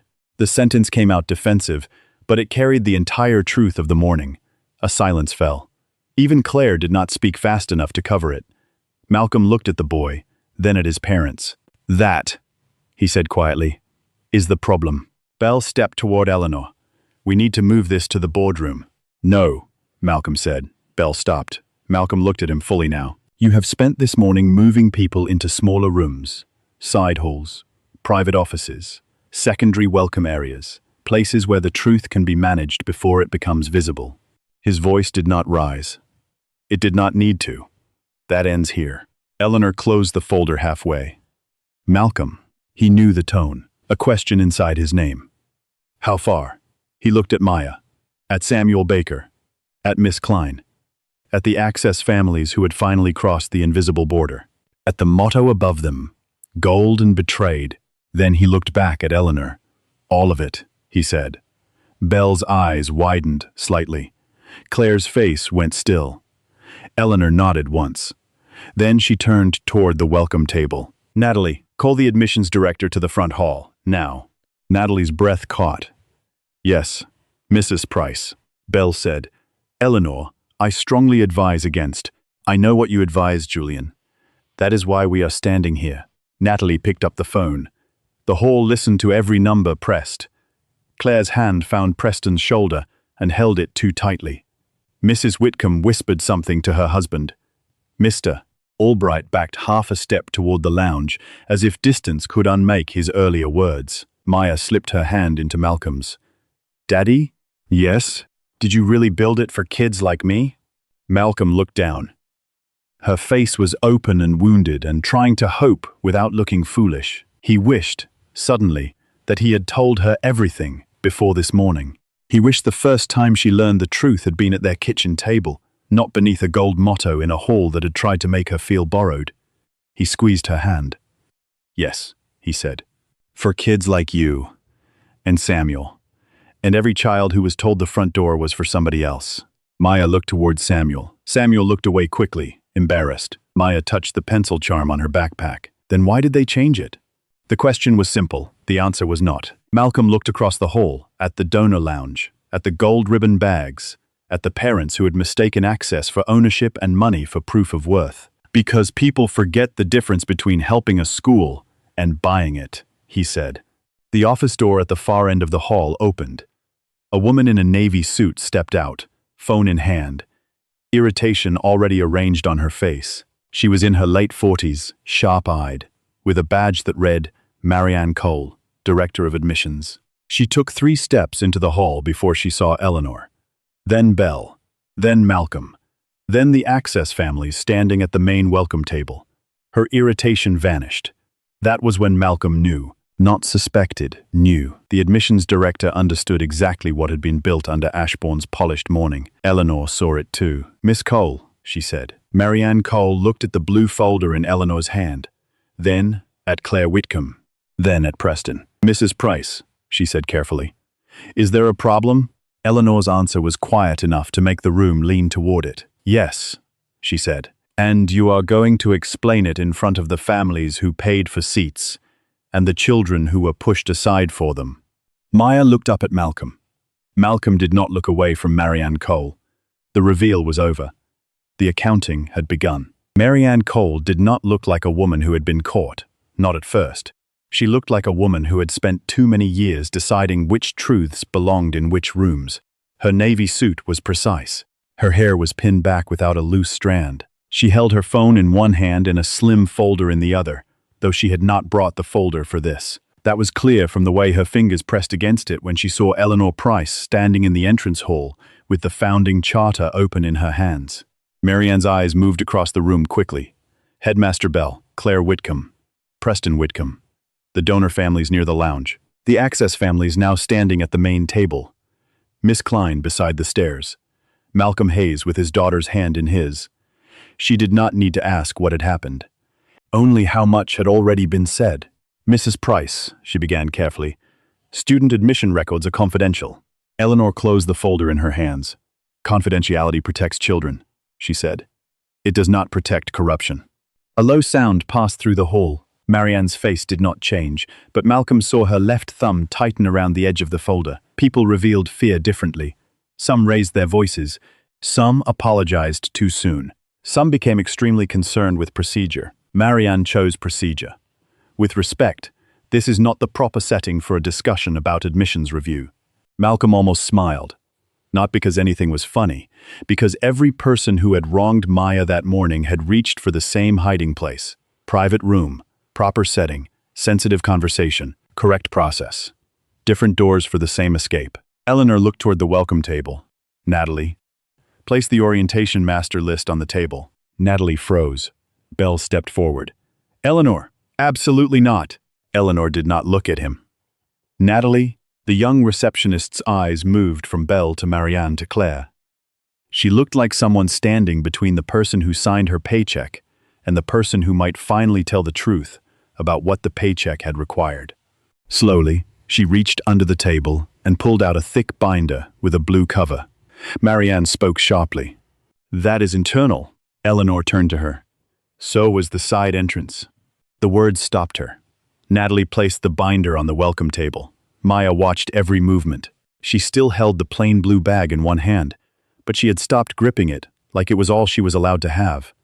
Her name tag remained crooked on her dress. Malcolm had noticed she had not fixed it. Some small part of him hoped she would not. A crooked name tag was honest. The room had been crooked first. Eleanor opened the binder. Inside were printed rosters, orientation tracks, teacher preview assignments, family categories, and colored tabs, arranged with administrative neatness. The neatness made it worse. A cruel system looked less cruel when it used clean fonts. Eleanor turned one page, then another. Her face hardened. "Marianne," she said, "explain the categories." Marianne's answer came too quickly. "Standard orientation divisions." "Read them." "I don't think." "Read them." The admissions director looked at Belle. Belle's jaw tightened, but he said nothing. He was beginning to understand that every attempt to stop Eleanor made him look more guilty. Marianne set her folder down and approached the table. She looked at the page. General. And? Access. And? Legacy. And? A pause. Development priority. The phrase moved through the hall like something polished and rotten. Mrs. Baker repeated it softly. Development priority. Her grandson Samuel looked at her. "What does that mean?" No one answered fast enough, so Miss Klein did. "It means money," she said. Marianne looked at her sharply. "It means families with significant institutional relationship." Miss Klein's eyes did not move. "It means money with a longer sentence." A few children looked at their parents. That was the danger now. Not that the adults would understand. They already did. The danger was that the children would. Claire stepped forward. "This is absurd.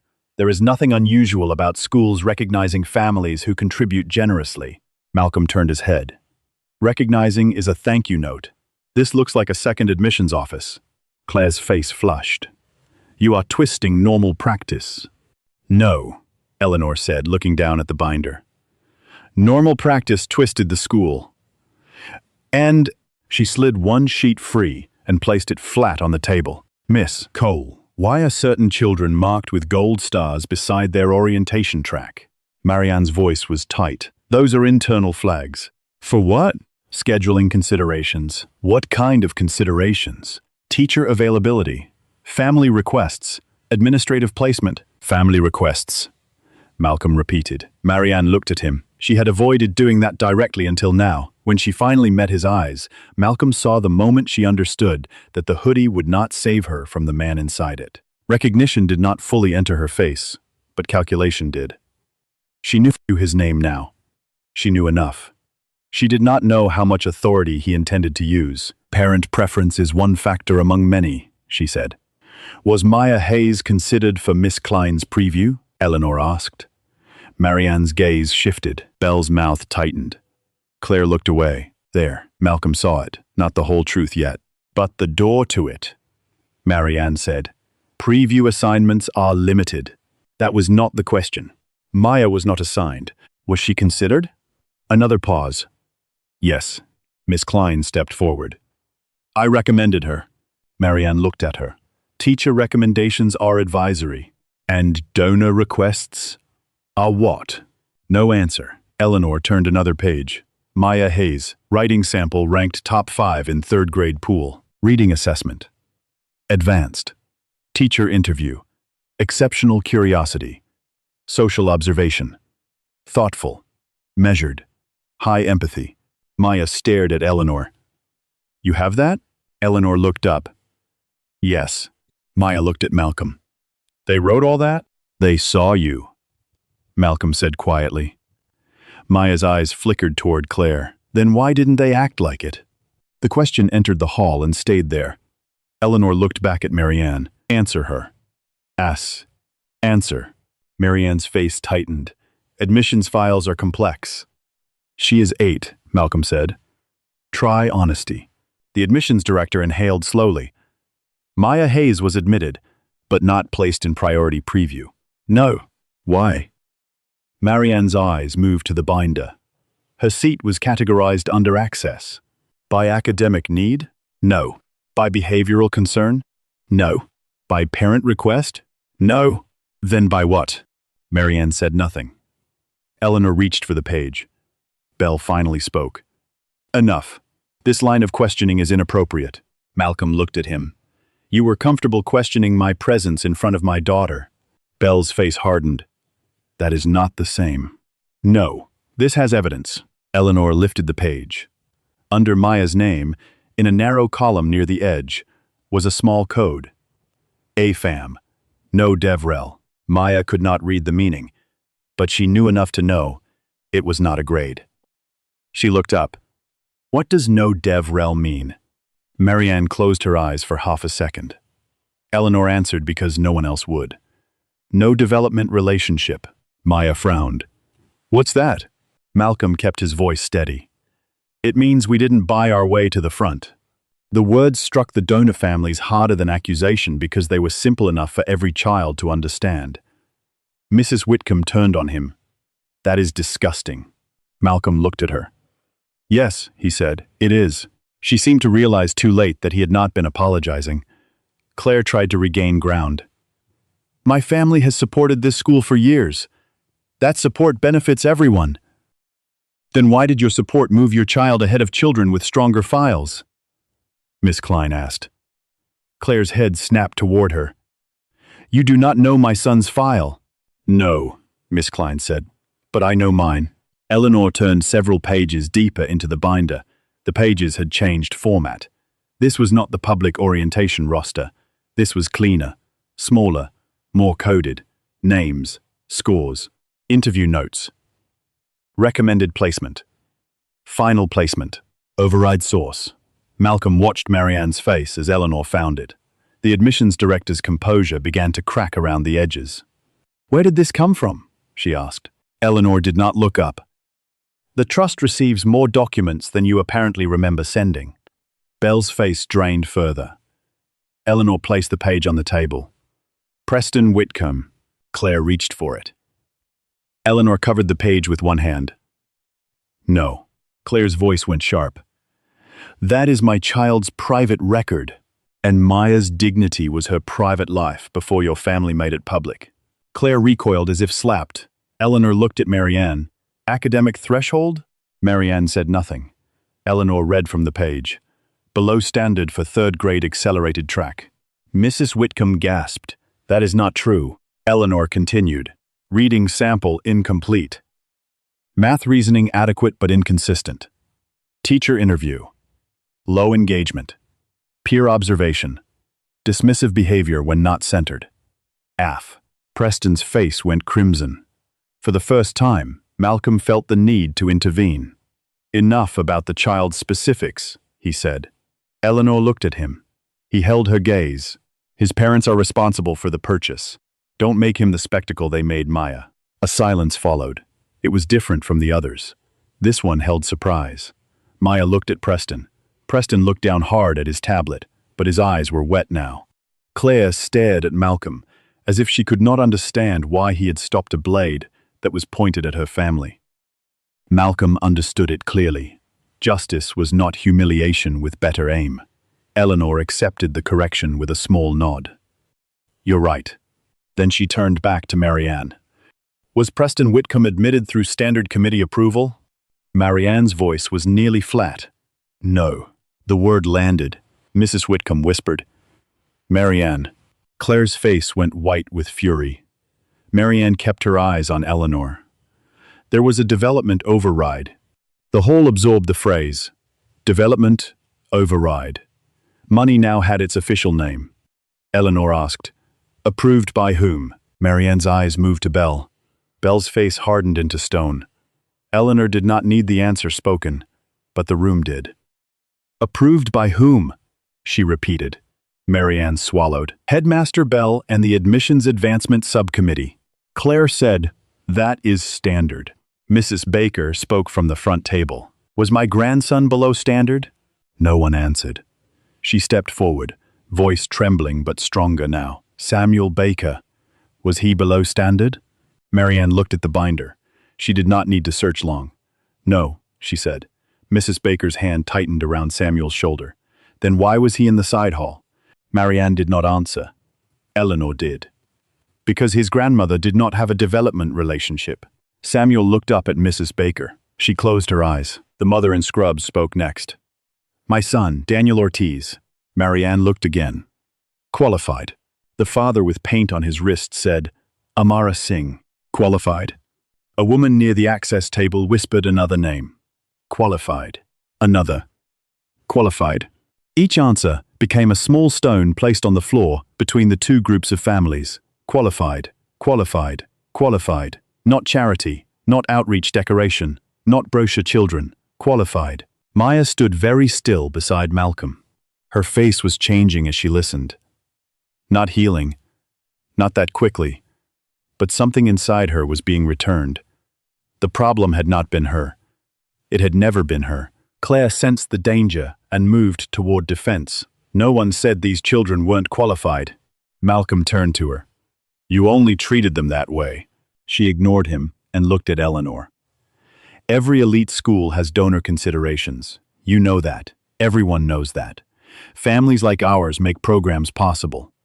Programs, Mrs. Baker said softly, that your children get first. Claire's eyes flashed. That is not fair. The mother in scrubs gave a tired laugh. No, it isn't. Belle stepped forward again, now fully aware that silence was damaging him faster than speech. We cannot pretend philanthropy is irrelevant. Ashbourne's facilities, scholarships, faculty support, and expansion all depend on donor partnership. Malcolm looked at the marble floor, at the gold letters, at the lounge where coffee had cooled in white cups. There it is, he said. Belle turned to him. What? The confession hidden inside the lecture. Belle's jaw tightened. Malcolm continued. You built a school where donors could buy advantage and call it partnership, while families without money were told to be grateful for guidance. Belle's voice sharpened. I did not build this school. The words left his mouth before he understood them. The hall froze again. Malcolm looked at him. No, he said. You didn't. Belle's face closed. Eleanor opened the blue folder again. The charter did not ban donations, she said. It banned purchased access. There is a difference. A difference every person in this hall understood until money made pretending useful. She turned to Marianne. How many development overrides are in the incoming third-grade class? Marianne's lips parted. Belle said, "Do not answer that." Eleanor looked at him. "If she does not, I will read the documents myself." Marianne looked down. 7. A wave moved through the parents. 7. In a class of how many? 12? 14? The number did not need explanation. Miss Klein spoke quietly. My preview group has 12 seats. Eleanor's eyes remained on Marianne. How many of those 7 displaced higher-ranked applicants? Marianne did not answer. Belle's voice came low. This is becoming defamatory. Eleanor lifted the page. How many? Marianne's composure finally broke. All 7. The words did not shout. They did not need to. All 7. 7 children with stronger files pushed down. 7 families told to wait. 7 seats moved by money and called relationship. 7 versions of Maya standing in some hallway, wondering why the front door had conditions no one had written honestly enough to challenge. Maya looked at her father. 7 kids lost their spots? Malcolm answered carefully. They were pushed aside. Because other parents paid? He looked at Belle. Yes. Maya's eyes filled, not for herself this time. For kids they didn't even know? No one answered. Because the answer was yes. Claire's face hardened again, defensive anger rising over fear. My son did not steal anything. Malcolm looked at her. He accepted what you stole for him. Preston flinched. Malcolm saw it and softened his next words without softening their truth. That is not the same as him understanding it. Claire pulled Preston closer. Do not speak about my child. You spoke about mine before you knew her name. Claire had no answer. Eleanor closed the binder. The sound was final enough to make several parents straighten. This admission cycle is now under emergency review. Belle said, You do not have unilateral authority to— I have trust authority over founding compliance, Eleanor said. And Malcolm has founder authority over charter enforcement. Every eye moved to Malcolm. Founder authority. The words had weight. Belle looked as though he had been struck in public without a hand being raised. Malcolm did not step into the center of the hall yet. He stayed beside Maya. That was where the story had started. That was where it needed to remain. Eleanor continued. All development priority placements are frozen effective immediately. Claire's voice cracked. You cannot freeze children's admissions in the middle of orientation. No, Malcolm said. You froze other children's futures before orientation began. The donor lounge erupted in overlapping protest. This is outrageous. We need counsel. Our agreements. Julian, say something. My husband is on the board. We donated in good faith. Mrs. Baker's voice rose through them, small but clear. So did we. The donor parents quieted enough to look at her. She held Samuel's folder against her chest. We donated applications, essays, test fees, bus rides, days off work, prayers, hope. Her voice broke, then steadied. You are not the only ones who gave something. No one spoke after that. Not immediately. Maya looked at Mrs. Baker with wide eyes. Then she stepped away from Malcolm just enough to reach into her blue welcome bag. She took out the crest sticker, looked at it, then walked to Samuel. The whole watched. Maya held the sticker out. I don't need 2 things, she said, though she had only been given one worth noticing. You can have this. Samuel looked at the sticker, then at Maya. I got one now, he said softly. Oh, but thank you. Maya nodded, embarrassed. Then Samuel reached into his own bag and pulled out his name tag. It was clipped crooked too. Mine's crooked, he said. Maya looked down at hers. Mine too. For the first time all morning, she smiled. Small. Real. Malcolm felt the smile, like breath returning to a room that had been holding it too long. But across the hall, Claire Whitcomb was not watching the children. She was watching the binder, and the fear in her face had turned into calculation again. If placements are frozen, she said carefully, That does not mean rejected. Malcolm turned. No, he said. Not yet. The words quieted the hall.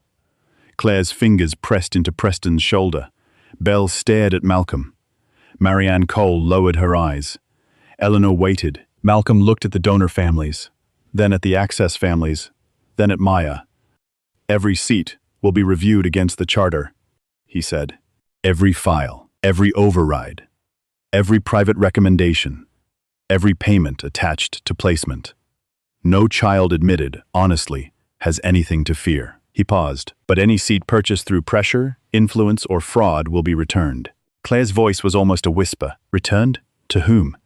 Malcolm looked toward Mrs. Baker, Daniel Ortiz's mother, Amara Singh's father, and every child who had been standing near the side hall when the morning began. To the child who earned it. The hall went silent, not because the story was over, because everyone understood now what the next chapter would cost. The first person to speak after Malcolm said the seats would be returned was not Claire Whitcomb. It was Maya. She looked up at her father with her crooked name tag on her dress and the plain blue welcome bag hanging from her wrist. Daddy, she asked, why did you make a school? The question carried farther than she meant it to. Maybe because the hall had grown so quiet.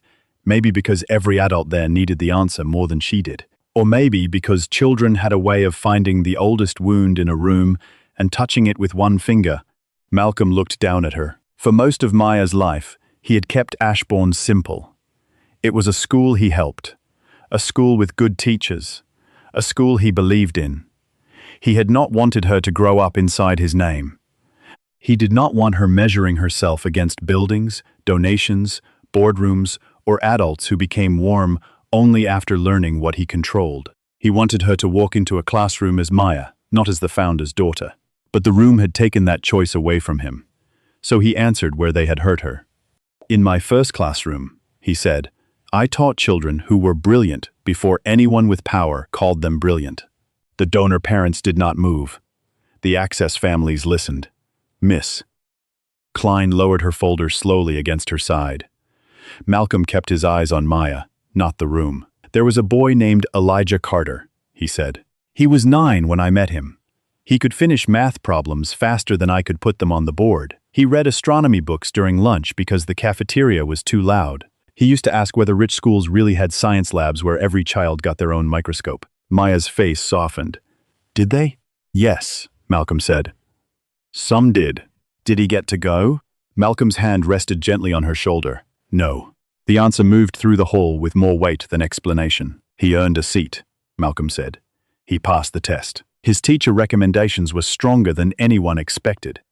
His mother borrowed money for the application fee and took 2 buses to get him to the interview. Mrs. Baker closed her eyes. The mother in scrubs looked down at her son. Malcolm continued. Then a donor family wanted the seat. No one needed the rest, but he gave it anyway. They called it fit. They called it family engagement. They called it long-term relationship with the school. They had many words for what happened. But Elijah was 9. He only understood that he did everything right, and someone still moved the door. Maya's fingers tightened around the handle of her bag. What happened to him? He stayed in my class that year. He kept reading. He kept trying. But something changed after that. Not all at once. Not in a way adults like to count. He still smiled. Still turned in work. Still said he was fine. Malcolm paused. But he stopped asking about microscopes. That was the sentence that reached Miss Klein. She looked away. Teachers knew that kind of loss. The quiet kind. The child who did not fail on paper but lowered the ceiling in his own imagination because someone taught him hope was expensive. Malcolm looked toward Belle now. I built Ashbourne because I was tired of watching children learn that lesson. Belle said nothing. His face had gone still, but not empty. Something defensive lived behind it. He had heard versions of this story before. Every elite institution had. They used stories like Elijah's in speeches, brochures, fundraising videos. They cried over the child after the system had already used him. The difference was that Malcolm had not built a brochure from that memory. He had built a charter. Eleanor stepped beside him. When Malcolm first brought me the idea, she said, I told him beautiful schools are easy to corrupt. A few donor parents looked at her, offended by the bluntness. Eleanor did not care. I told him if he built Ashbourne with marble and rankings and wealthy attention, people would eventually mistake those things for the mission. So, he did not begin with buildings. She turned toward the teachers near the staircase. He began with teachers. Miss Klein's expression changed. So did the faces of two older faculty members standing near the assembly doors. Until now, they had remained silent, trapped somewhere between fear and shame. At Eleanor's words, one of them lifted his head. Ruth Klein was one of the first calls, Eleanor said. Miss Klein gave a small shake of her head, not denying it, only trying not to become the center of the room. Malcolm looked at her. You told me no twice. A faint smile touched her mouth despite the mourning. I told you private schools were where good intentions went to learn manners for money. A soft sound moved through the hall. Not laughter exactly. Relief with edges. Malcolm nodded. You also told me if I ever built one that treated children like files, you would personally haunt me. I remember being more polite. You were not. For one brief second, Maya saw her father inside a different story. Not the quiet man in the hoodie standing against Claire Whitcomb. Not the father tying pencil charms at the kitchen table. Someone younger, stubborn, arguing with teachers late at night about a school that did not yet exist. Eleanor continued. Gloria Mendez came from a public middle school where her algebra team beat private academies with calculators older than some of the children. Arthur Bellamy came out of retirement because Malcolm promised debate would not belong only to students whose parents spoke boardroom English. June Whittaker came because he said every child deserved to meet literature before they were told which shelf they belonged on. Samuel Okoye left a university lab twice a week because he believed children should touch science, not just read about it in schools, too poor to replace broken equipment. The names moved across the room like a roll call. Miss Klein looked at the floor. The older faculty member near the assembly doors wiped one hand across his mouth. Maya looked around. All those teachers came because of you? Malcolm answered carefully. They came because they believed the same thing. Aim leave vru. They believe the same thing. What thing? He looked up at the motto. Everyone followed his gaze. Talent before privilege, character before connection. That. The gold letters seemed less decorative now. They seemed accused. Malcolm looked back at Maya. That sentence was not written for a wall. It was a rule. It meant no child would be placed behind another child because one family had more money. It meant no teacher would be asked to pretend a purchased seat was earned. It meant parents could donate to help the school, but never to buy the school. Claire's face had gone tight again. Then you were naive, she said.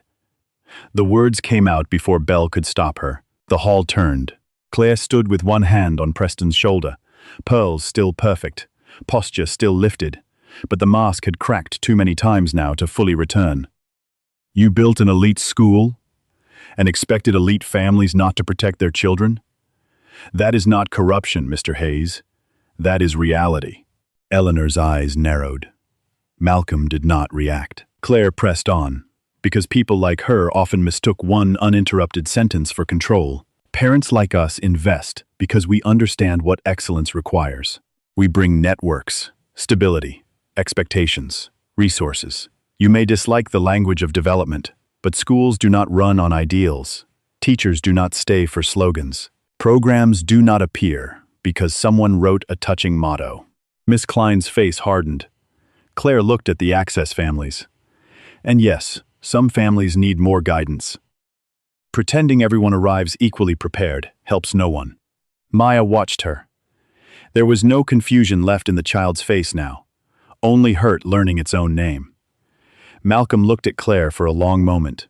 You think you are defending excellence, he said, but you are only defending inheritance. Claire's mouth tightened.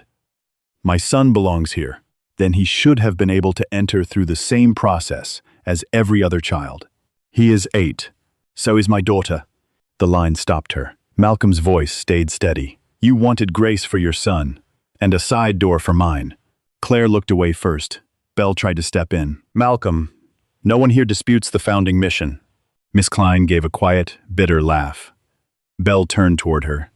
She did not apologize. Malcolm looked at him. You repeated the mission when donors visited. You printed it on walls. You put it in admissions packets. But somewhere along the way, You let the parents who most needed to learn it believe they were exempt from it. Belle's jaw moved. We had to keep the school competitive. With whom? Other elite institutions. Ashbourne was not built to compete for wealthy approval. No, Belle said, finally letting anger show. It was built in a world where wealthy approval keeps doors open. Mrs. Baker spoke softly from near the welcome table. Not for us. Belle turned. She did not lower her eyes this time. The doors were open for them. We were sent around. A silence followed her words. Belle seemed to have no language ready for a grandmother who would not let herself be filed under emotion. Eleanor opened the founding charter again. Article 3, she said. Admissions and access. Her voice became formal, but not cold. Ashbourne Academy shall admit students through demonstrated readiness, intellectual curiosity, character, and potential. No financial contribution, family relationship, board influence, or external pressure shall displace a student of stronger merit. She looked at Belle. You signed this when you accepted the headmaster position. Belle's face stiffened. She turned to Marianne Cole. You certified compliance every admission cycle. Marianne said nothing. Eleanor looked toward Claire and the donor families. And every parent ethics agreement states that contribution to the school creates no entitlement to placement, teacher assignment, disciplinary exception, or academic preference. Several donor parents looked suddenly uncertain. Mrs. Whitcomb whispered to her husband, "Did we sign that?" He did not answer. Claire's voice came low. "Those documents are ceremonial." Malcolm looked at her. "That is the difference between us." She glared. "To you, principles are ceremonial until they cost you something." The words struck hard because they were not loud.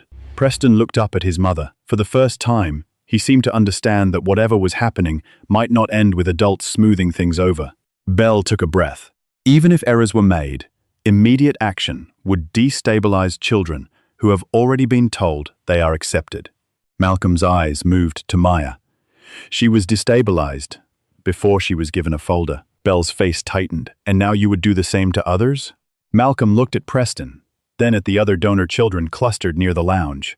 Some looked confused, some frightened, some angry, because their parents were angry. He did not enjoy their fear. That mattered. If he had enjoyed it, Claire would have been right about him in a different way. "No," Malcolm said. "I would tell them the truth their parents avoided." Belle seized on that. "The truth is that children will suffer for adult decisions." "Yes," Malcolm said. "That is why adults should stop making corrupt ones." Miss Klein nodded once. Eleanor closed the charter. "The review will happen today." A donor father near the lounge snapped, "You cannot just cancel admissions because of one uncomfortable morning." Maya turned toward him. "It wasn't uncomfortable." The man looked startled. Maya's voice shook, but she did not stop. "It was mean." The hall quieted again. She looked down at her crooked name tag. "You keep saying uncomfortable because it sounds nicer." But she knew I was a kid. He knew I was a kid. She looked at Belle. Everybody knew. And they still made me feel like I should go somewhere else. Malcolm's throat tightened. He did not rescue her from the sentence.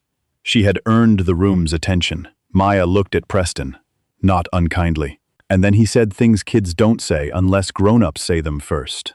Preston's face reddened again, but he did not answer. Claire pulled him closer, but he gently moved her hand off his shoulder. It was a small movement.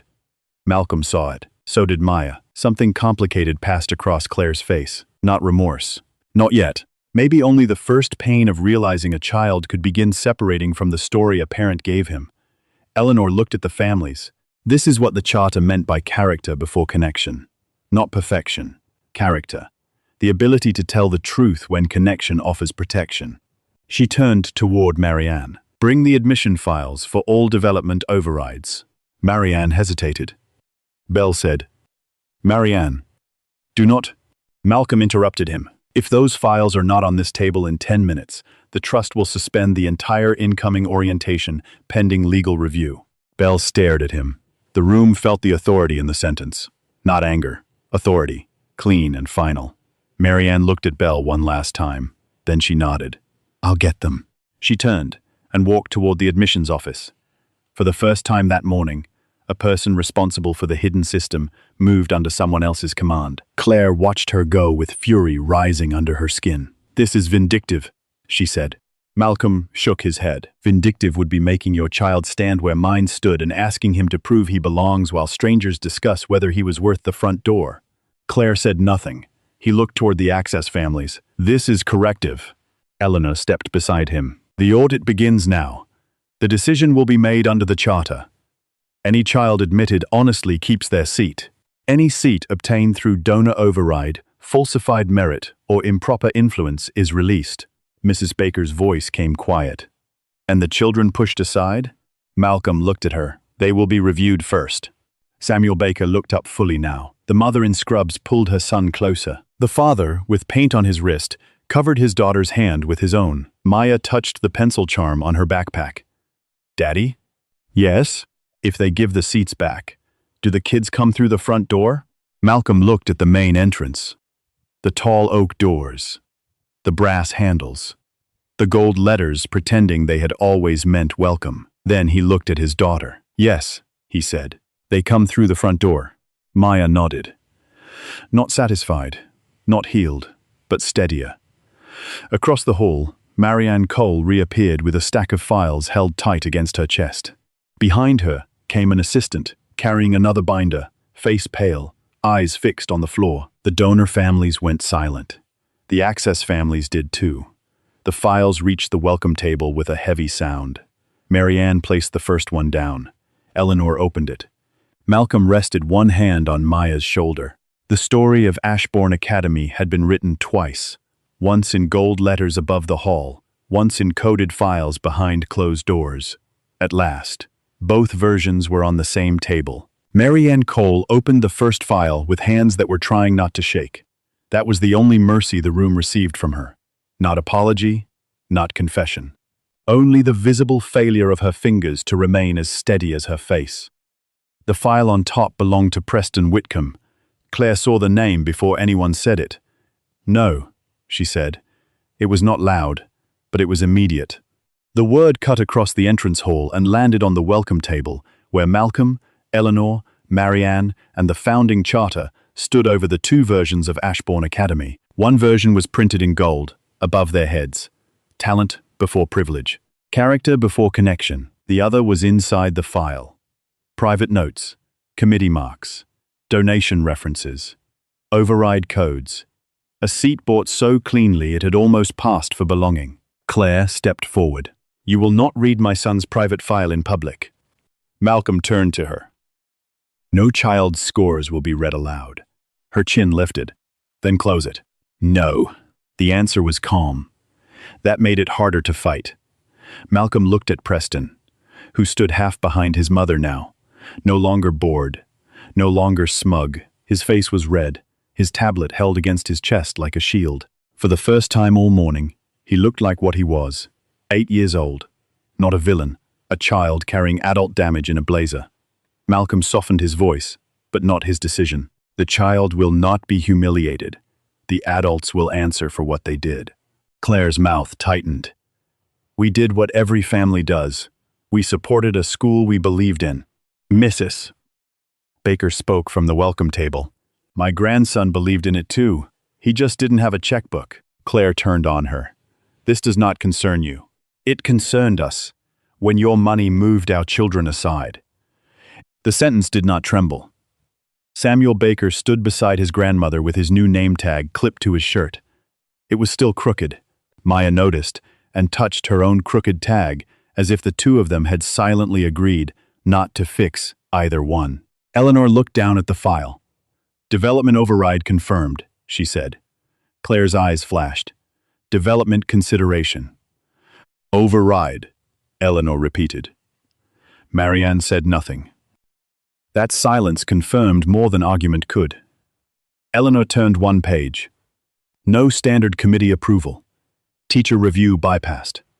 Character observation flagged for further review. Final placement granted after advancement meeting.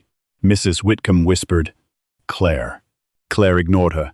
Advancement meetings are normal. Malcolm looked at Marianne. Who attended? Marianne swallowed. Headmaster Bell. Mrs. Whitcomb. Mr. Whitcomb. 2 advancement committee members. Myself. And Miss Klein? No. Any classroom teacher? No. Any scholarship or access representative? No.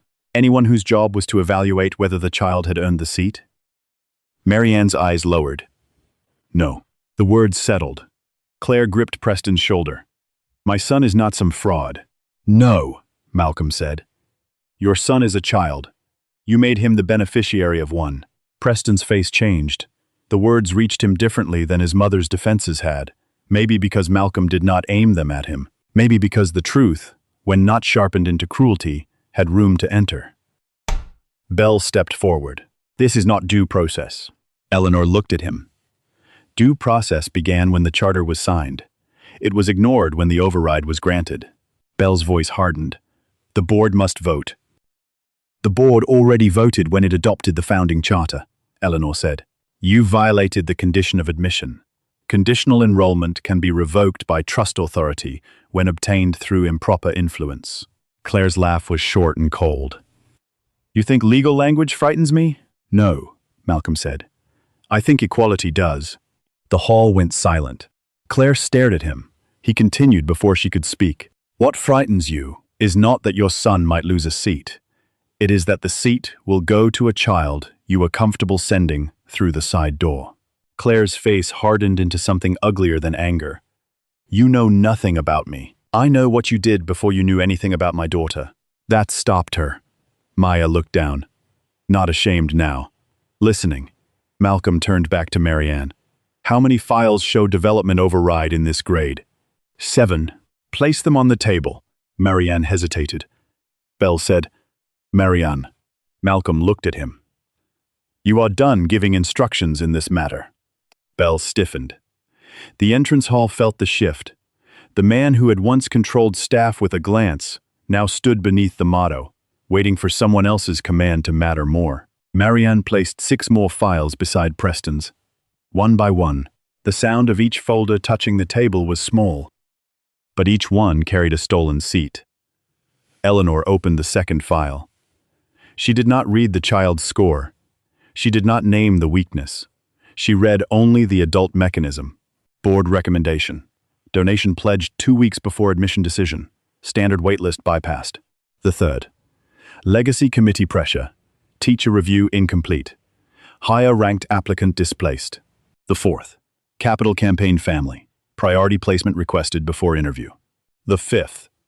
Conditional concerns over peer behavior removed after parent meeting with headmaster. The sixth. Admissions threshold not met. Advancement override granted. The seventh. Merit list. Rank below cutoff. Seat approved after restricted gift discussion. By the 7th file, the donor lounge had become a courtroom without benches.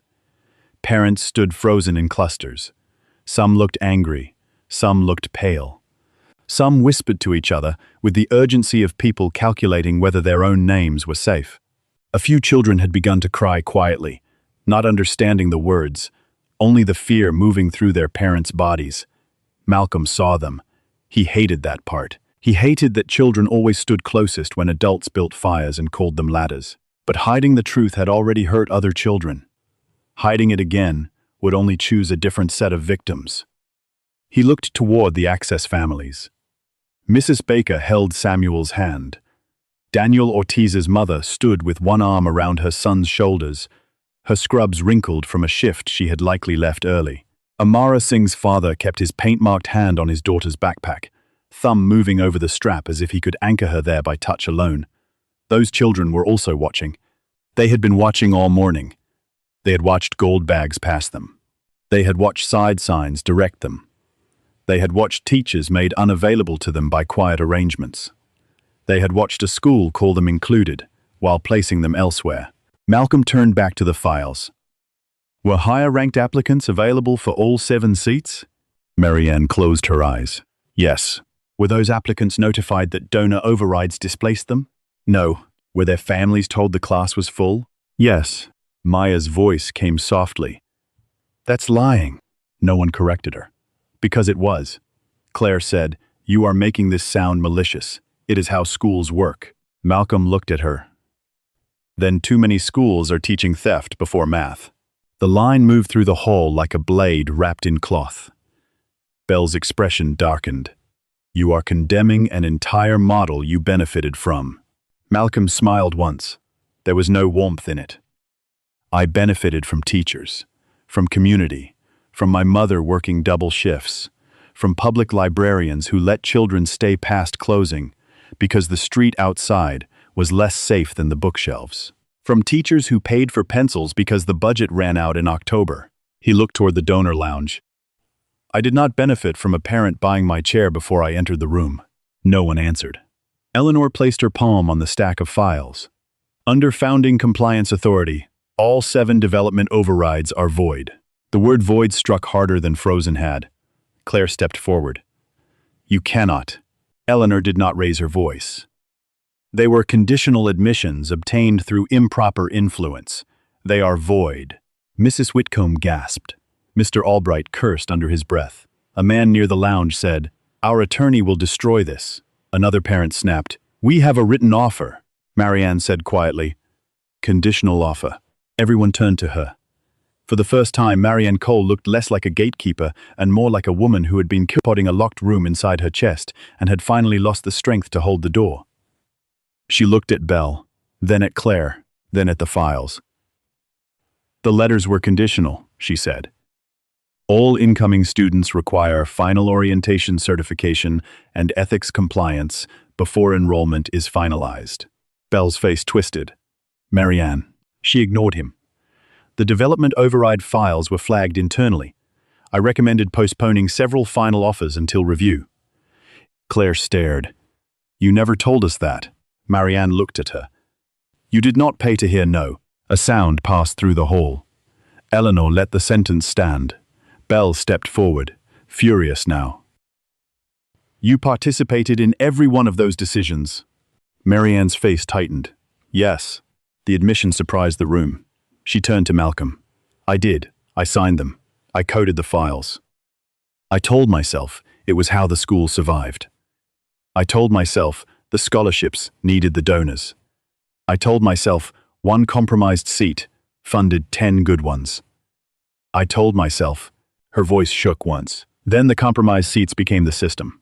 Malcolm looked at her for a long moment. Why didn't you stop it? Marianne's answer was quiet. Because I liked being important to people who thought access was theirs to distribute. It was not enough, but it was honest. Claire's lip curled. How noble. Confess after the room turns. Marianne looked at her. No, Claire. After your son said out loud what we taught him quietly. Preston looked at the floor. Claire's hand went toward him, but he stepped away before she touched his shoulder. The movement was small. It hit her harder than any accusation. Malcolm saw it and looked away, giving the boy the privacy his parents had denied Maya. Eleanor opened the charter to the final enrollment section. The 7 development override admissions are revoked immediately. A donor mother cried, You're punishing children. Malcolm turned toward her. No. We are refusing to reward adults who use children as containers for purchased privilege. My daughter did nothing wrong. Then tell her the truth, Malcolm said. Tell her you tried to buy what someone else earned, and the school finally stopped you. Anyone. The woman recoiled. Claire's voice came cold and thin. And what about your daughter? She gets to stay because her father founded the school? The question was meant to poison Maya's seat. For the first time all morning, anger reached Malcolm's eyes. Not his voice. His eyes. Maya stays because her file earned admission before anyone knew she was my daughter. He turned to Marianne. Confirm that. Marianne did not hesitate. Maya Hayes was admitted through standard merit review. Her family record was not connected to the founder file. Her score placed above the 3rd grade threshold. Teacher recommendation was strong. Malcolm looked at Claire. She did not need my name. Maya's shoulders lifted slightly. Not pride exactly. Relief. Claire's face drained. Eleanor added, In fact, Mrs. Whitcomb, your son's override displaced a candidate ranked below Maya but above Preston. Maya was never the child taking a place she did not earn. Claire's mouth opened. No sound came. Mrs. Baker looked at Maya. The mother in scrubs smiled faintly through tears. Miss Klein's eyes were bright. Malcolm placed one hand gently on Maya's shoulder. You hear that? Maya nodded. I earned it. Yes. Her voice was small but clear. I earned it. Those 3 words did something no file could. They put her back inside herself. Eleanor turned to the Access families. The 7 released seats will return to the merit waitlist immediately, with priority review for the applicants displaced by development override. Mrs. Baker's breath caught. Samuel looked up. Grandma? She squeezed his hand. I heard. Daniel Ortiz's mother covered her mouth. Amara Singh's father blinked rapidly and looked toward the ceiling as if refusing to cry in front of strangers had become suddenly impossible. Belle stepped in front of Eleanor. You are dismantling years of institutional relationships in one morning. Malcolm looked at him. No. I'm ending a market. Belle's voice rose. You do not understand what it takes to run an elite school day to day. I understand what it takes to betray one. Belle recoiled. Then, perhaps because he had already lost the room and wanted one last place to stand, he said the truth without polish. You left, Malcolm. The hall froze. Eleanor's eyes sharpened.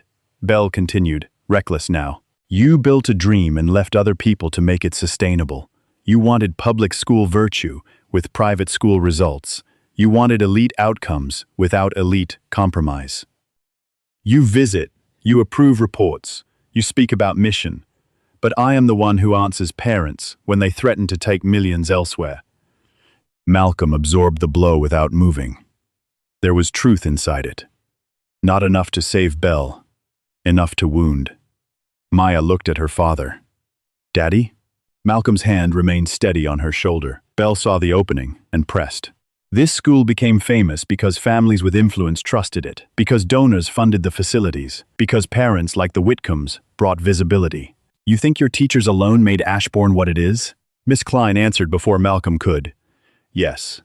Belle turned on her. She did not flinch. The parents came because the teachers built children they could brag about later, she said. They came because Malcolm convinced people like me to believe a private school could still have a public conscience. They came because children from every neighborhood started winning debates, publishing research, writing essays, building things. Then donors arrived and decided they had created the fire because they liked standing near the warmth. The hall held that.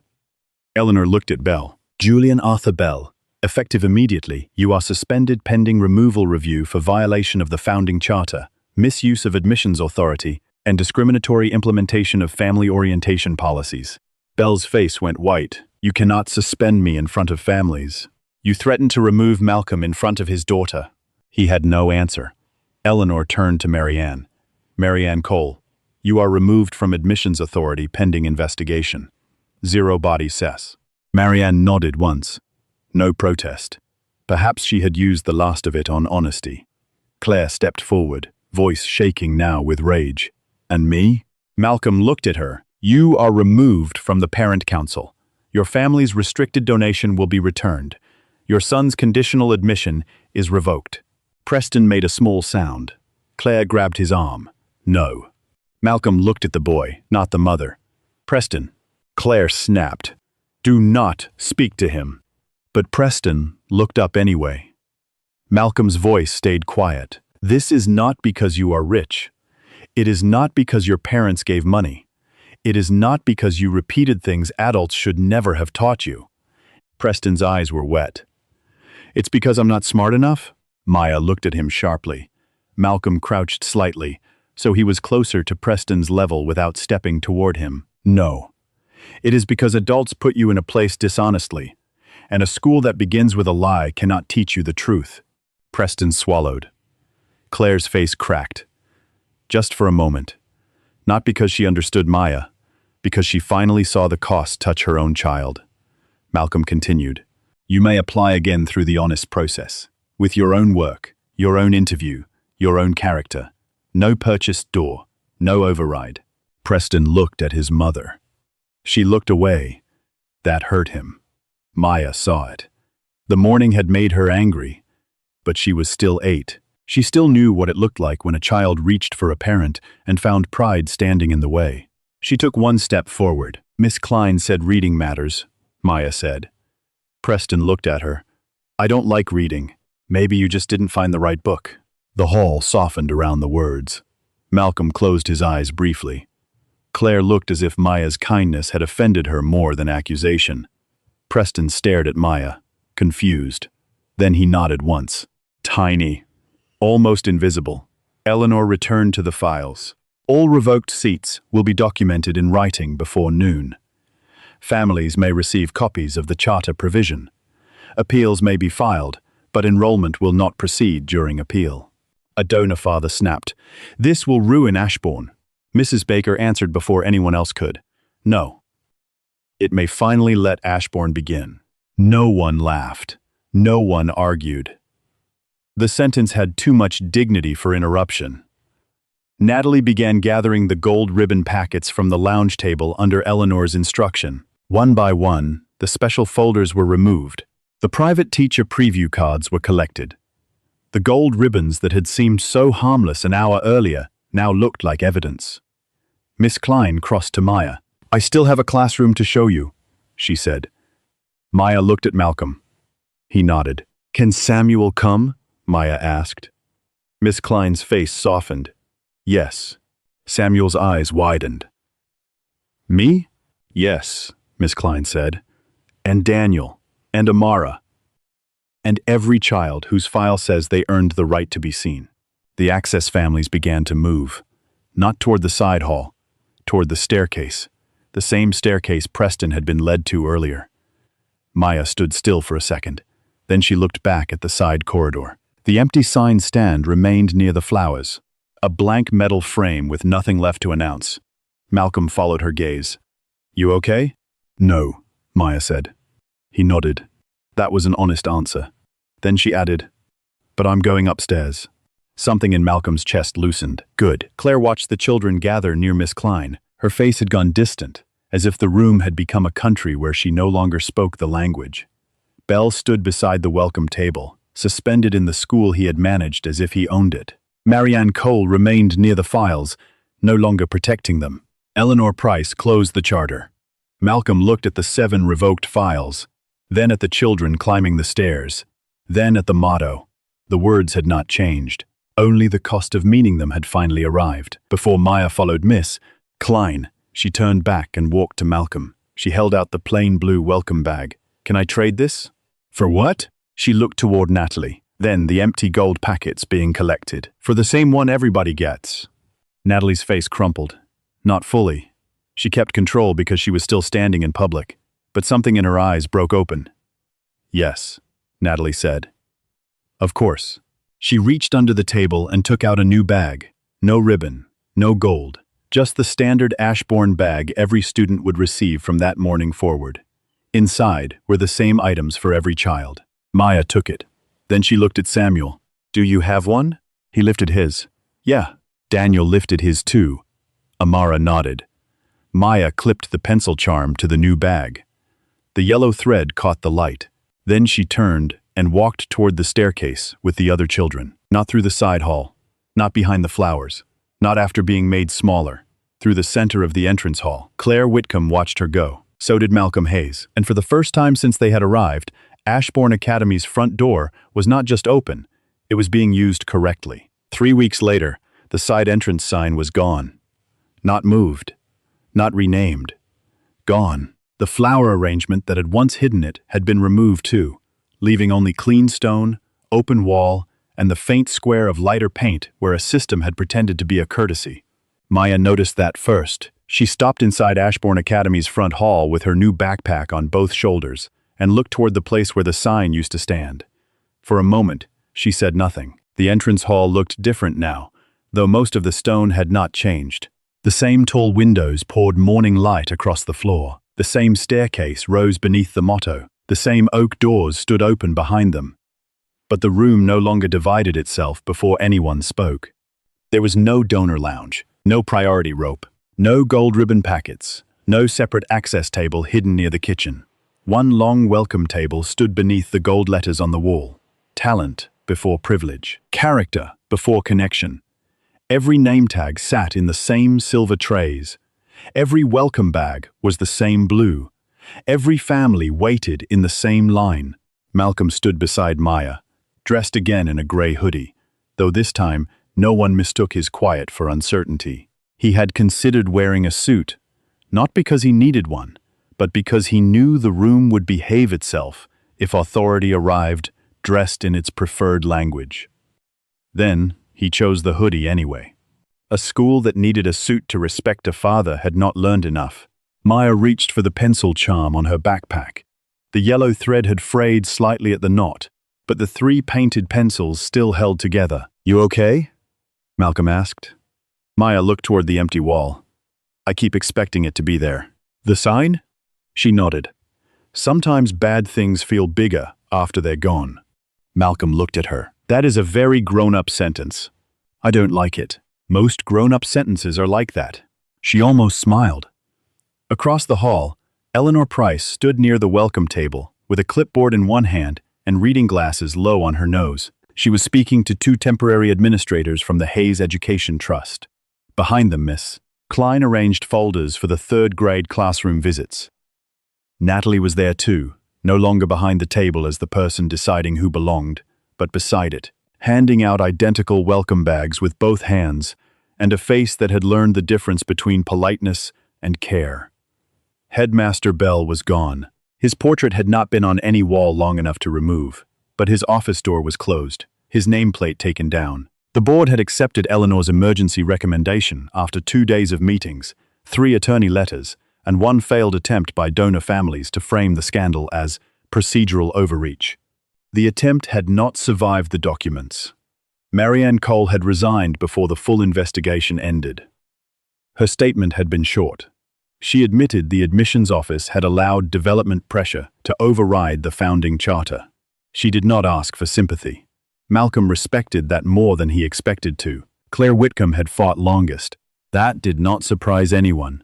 She had sent letters, made calls, threatened lawsuits, claimed her son was being punished for adult politics, claimed Malcolm had acted emotionally because his daughter was involved, claimed Ashbourne was abandoning excellence for optics, a sentence that had traveled through certain parent circles until Miss Klein answered it at a faculty meeting with one line: "Excellence, afraid of fairness, was never excellence."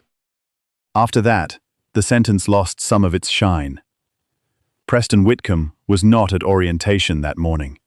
Neither were the 6 other children whose conditional admissions had been voided under development override. Malcolm had insisted that none of their names be released publicly. The children would not carry the scandal as a label. Their parents could appeal. Their children could reapply through the honest process the following year if they wished. But the seats were gone. Not empty, returned. That was the word Malcolm had chosen. Not cancelled, not reassigned, returned. The 7 seats had been traced back through the files to the 7 applicants displaced by override. 4 families accepted immediately. 1 needed a week because the mother did not believe the call was real. Another cried so hard on the phone that the trust representative could not finish the sentence. The 7th seat had gone to a child whose original application had been ranked high, but waitlisted after a restricted gift changed the numbers in a closed meeting. Those 7 seats became the first Hayes opportunity seats under the restored charter. By the following year, there would be more. Every paid reserved category had been abolished. Development gifts could fund libraries, teacher salaries, labs, buses, lunches, and scholarships. They could not buy placement. They could not buy teacher access. They could not buy a child's way around character review. A donation could open a door. It could no longer reserve one. Maya did not know all the legal language, but she knew the result. "Are the new kids coming today?" she asked. "Yes." "The ones who got the seats back?" "Some of them." She looked toward the front doors. "Do they know they can come in this way?" They were told. Maya considered that. Being told is not always the same as believing. Malcolm looked down at her. Again, too grown. That was the part he could not undo.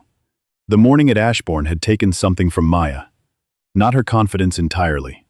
Not her curiosity. But the easy assumption that welcome meant welcome. Some children learned that lesson early. He had built a school so fewer would have to. Then his own daughter had learned it under his own motto. That wound would remain. But maybe repair could teach her something too. Not that the world never harmed children. That harm could be named. That systems could be changed. That a door once used to exclude could be taken off its hinges if enough truth reached the frame. Eleanor looked up and saw them. She crossed the hall slowly, her camel coat replaced today by a navy dress and low shoes meant for work, not ceremony. "Maya Hayes," she said. Maya stood straighter. "Good morning, Mrs. Price." "Good morning. Your name tag is straight today." Maya looked down. It was. She frowned slightly, then tilted it until it sat a little crooked. Eleanor's eyebrow rose. Maya said, "It felt too perfect." Malcolm covered his mouth with one hand. Eleanor gave a low hum of approval. "Perfect is often overrated." Maya smiled. Eleanor turned to Malcolm. "The first 4 opportunity seat families have arrived. 2 more are parking. 1 is at the front gate. Any issues?" "Only the kind that come from people not believing good news the first time." Malcolm nodded. "That may take longer than paperwork." "It usually does." A young boy entered then, with his grandmother. Maya noticed them before Malcolm did. The boy was around her age, maybe a little older, with a white button-down shirt tucked carefully into dark pants. His backpack was plain black, one zipper pull replaced by a loop of string. He held a blue folder in both hands, pressed so tightly to his chest that the edges bent. His grandmother wore a lavender church hat and the same careful dignity Maya remembered from 3 weeks earlier. "Mrs. Baker, Samuel." But Samuel did not look like he had 3 weeks ago. He looked more nervous, not less. That surprised Maya at first. She had thought getting the seat back would make him happy in the simple way good things did in stories. But Samuel stood just inside the front doors as if someone might still tell him the line had moved. Mrs. Baker whispered something to him. He nodded, but his feet did not. Maya looked at Malcolm. He saw the question before she asked. "Yes," he said. She walked toward them, not quickly. She had learned that nervous children did not always need excitement. Sometimes they needed someone to make the next step ordinary. "Hi," Maya said. Samuel looked up. "Hi, you came back. My grandma said we should." Mrs. Baker smiled softly. "I said he earned it." Samuel looked at the welcome table. "Are we supposed to check in there?" "Yes," Maya said. "The main one?" Maya nodded. "There's only one now." Samuel looked toward the place where the side sign had been. "I keep looking for the other one." "Me too." That seemed to help him. Maya pointed to her own name tag. "They have them in the silver trays. Miss Klein is here too." Samuel's eyes changed. "Do you think she'll remember me?" She remembered my moon sentence. I wrote about bridges. Then maybe she remembers bridges. He looked uncertain. Maya shrugged. "If she doesn't, you can tell her again." Samuel looked at the welcome table again, then at the front doors behind him. "Are we really allowed?" Maya answered without looking back at her father. "You're supposed to come in this way." "Everybody is." The sentence carried. Not as loudly as her question had carried 3 weeks earlier, but far enough. Natalie heard it behind the table and lowered her eyes for a second before lifting Samuel's name tag from the tray. "Mrs. Baker heard it and pressed one hand to her chest. Eleanor heard it and looked at Malcolm. Malcolm did not move. He let Maya have the sentence. She had paid for it. Maya walked beside Samuel to the welcome table. Natalie handed him his name tag with both hands. "Good morning, Samuel Baker," she said. "Welcome to Ashbourne." Samuel stared at the card, then at Natalie. "Thank you." His grandmother's eyes filled. Natalie reached for a standard blue welcome bag, the same one Maya had, the same one every child had. She handed it to Samuel. No apology would have been enough to repair the first morning. Natalie seemed to understand that. She did not make the moment about herself. She simply did the work correctly. That was a start. One by one, the other opportunity seat families arrived. Daniel Ortiz came with his mother, who had changed out of scrubs but still looked like someone who measured time in shifts. Amara Singh arrived with her father, whose hands were clean today, except for faint paint in the lines near his nails.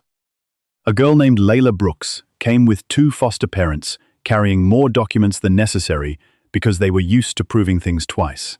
A boy named Marcus Reed came with an older sister who had taken the morning off from community college to stand beside him. Each child entered through the front doors. Each child received the same name tag, the same bag, the same schedule, the same invitation to meet the teachers whose names had once been treated like private property. Miss Klein greeted them all at the bottom of the staircase. Not with drama, with memory. Samuel Baker. Bridges essay. Samuel's mouth opened. You remember? I wanted to know whether you preferred suspension bridges or beam bridges. His face lit. Suspension. I thought so. She turned. Daniel Ortiz, you asked whether octopuses dream. Daniel looked at his mother, stunned. They do ask that, Miss Klein said. Scientists are still arguing. Amara Singh had written about sound traveling through walls. Layla Brooks had written about a grandmother she had never met but imagined through recipes. Marcus Reed had built a cardboard windmill in his interview and apologized because one blade was crooked. Miss Klein remembered all of it. The children changed under that remembering. Not completely, not instantly, but enough for Malcolm to see why he had built Ashbourne in the first place. A good teacher could do what no admissions packet could. Make a child feel seen before asking the child to perform. Malcolm looked up at the motto. For the first time in weeks, he did not hate seeing it. Eleanor came to stand beside him. You know this will not be clean, she said. I know. Some donors will leave. Let them. Some parents will say the school lowered standards. Then we publish the numbers. Eleanor smiled faintly. I already prepared the report. Of course you did. Her smile faded. Some children will carry what their parents did. Malcolm looked toward the staircase where Preston had stood 3 weeks earlier. I know. You did the right thing not naming them publicly. They didn't build the machine. No, Eleanor said. But some of them learned to enjoy it. Then I hope another school teaches them better than their parents did. Eleanor glanced at him. That is generous. No, Malcolm said. It is necessary. Otherwise we become what hurt us, just facing the other direction. Eleanor accepted that quietly. Across the hall, Maya stood with Samuel, Daniel, Amara, Layla, and Marcus near Miss Klein. She was not the center of them. That relieved Malcolm. She was simply one child among others, her pencil charm swinging against the front of her backpack while she listened to Daniel explain something about octopus arms. The room filled slowly with ordinary noise. Children talking, parents checking schedules, teachers calling names, bags rustling, shoes crossing stone. Nothing grand, nothing theatrical, just the sound of a school trying again. Malcolm felt someone approach before she spoke. Natalie stood a few feet away, hands clasped, in front of her. Mr. Hayes? He turned. She looked younger than she had 3 weeks ago. Or maybe less armored. I wanted to say I'm sorry.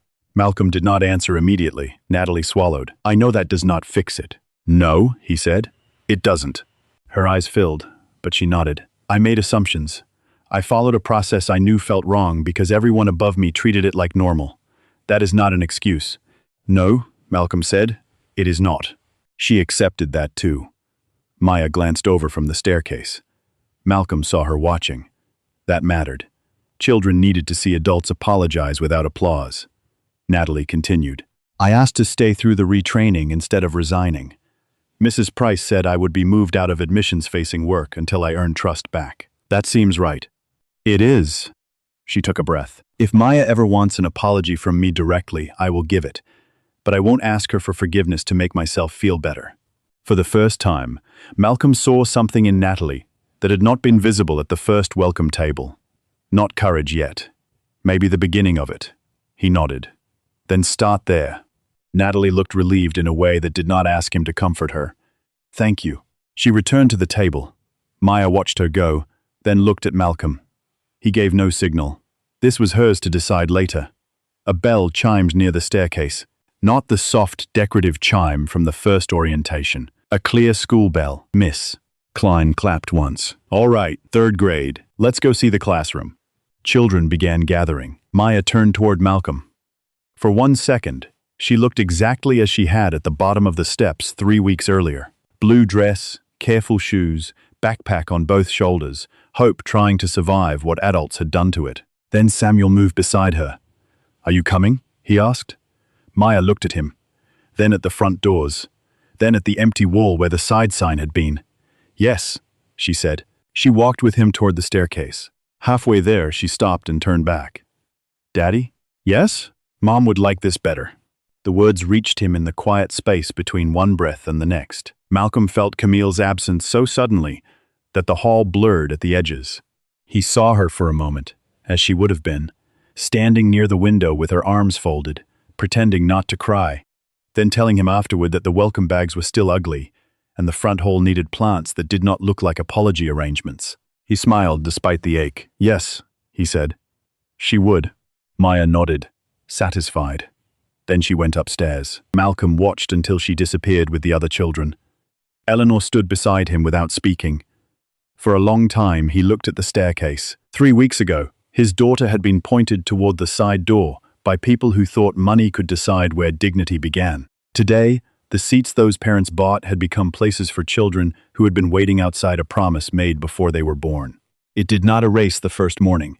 It did not make the hurt beautiful, but justice, Malcolm had learned, was rarely the erasure of harm.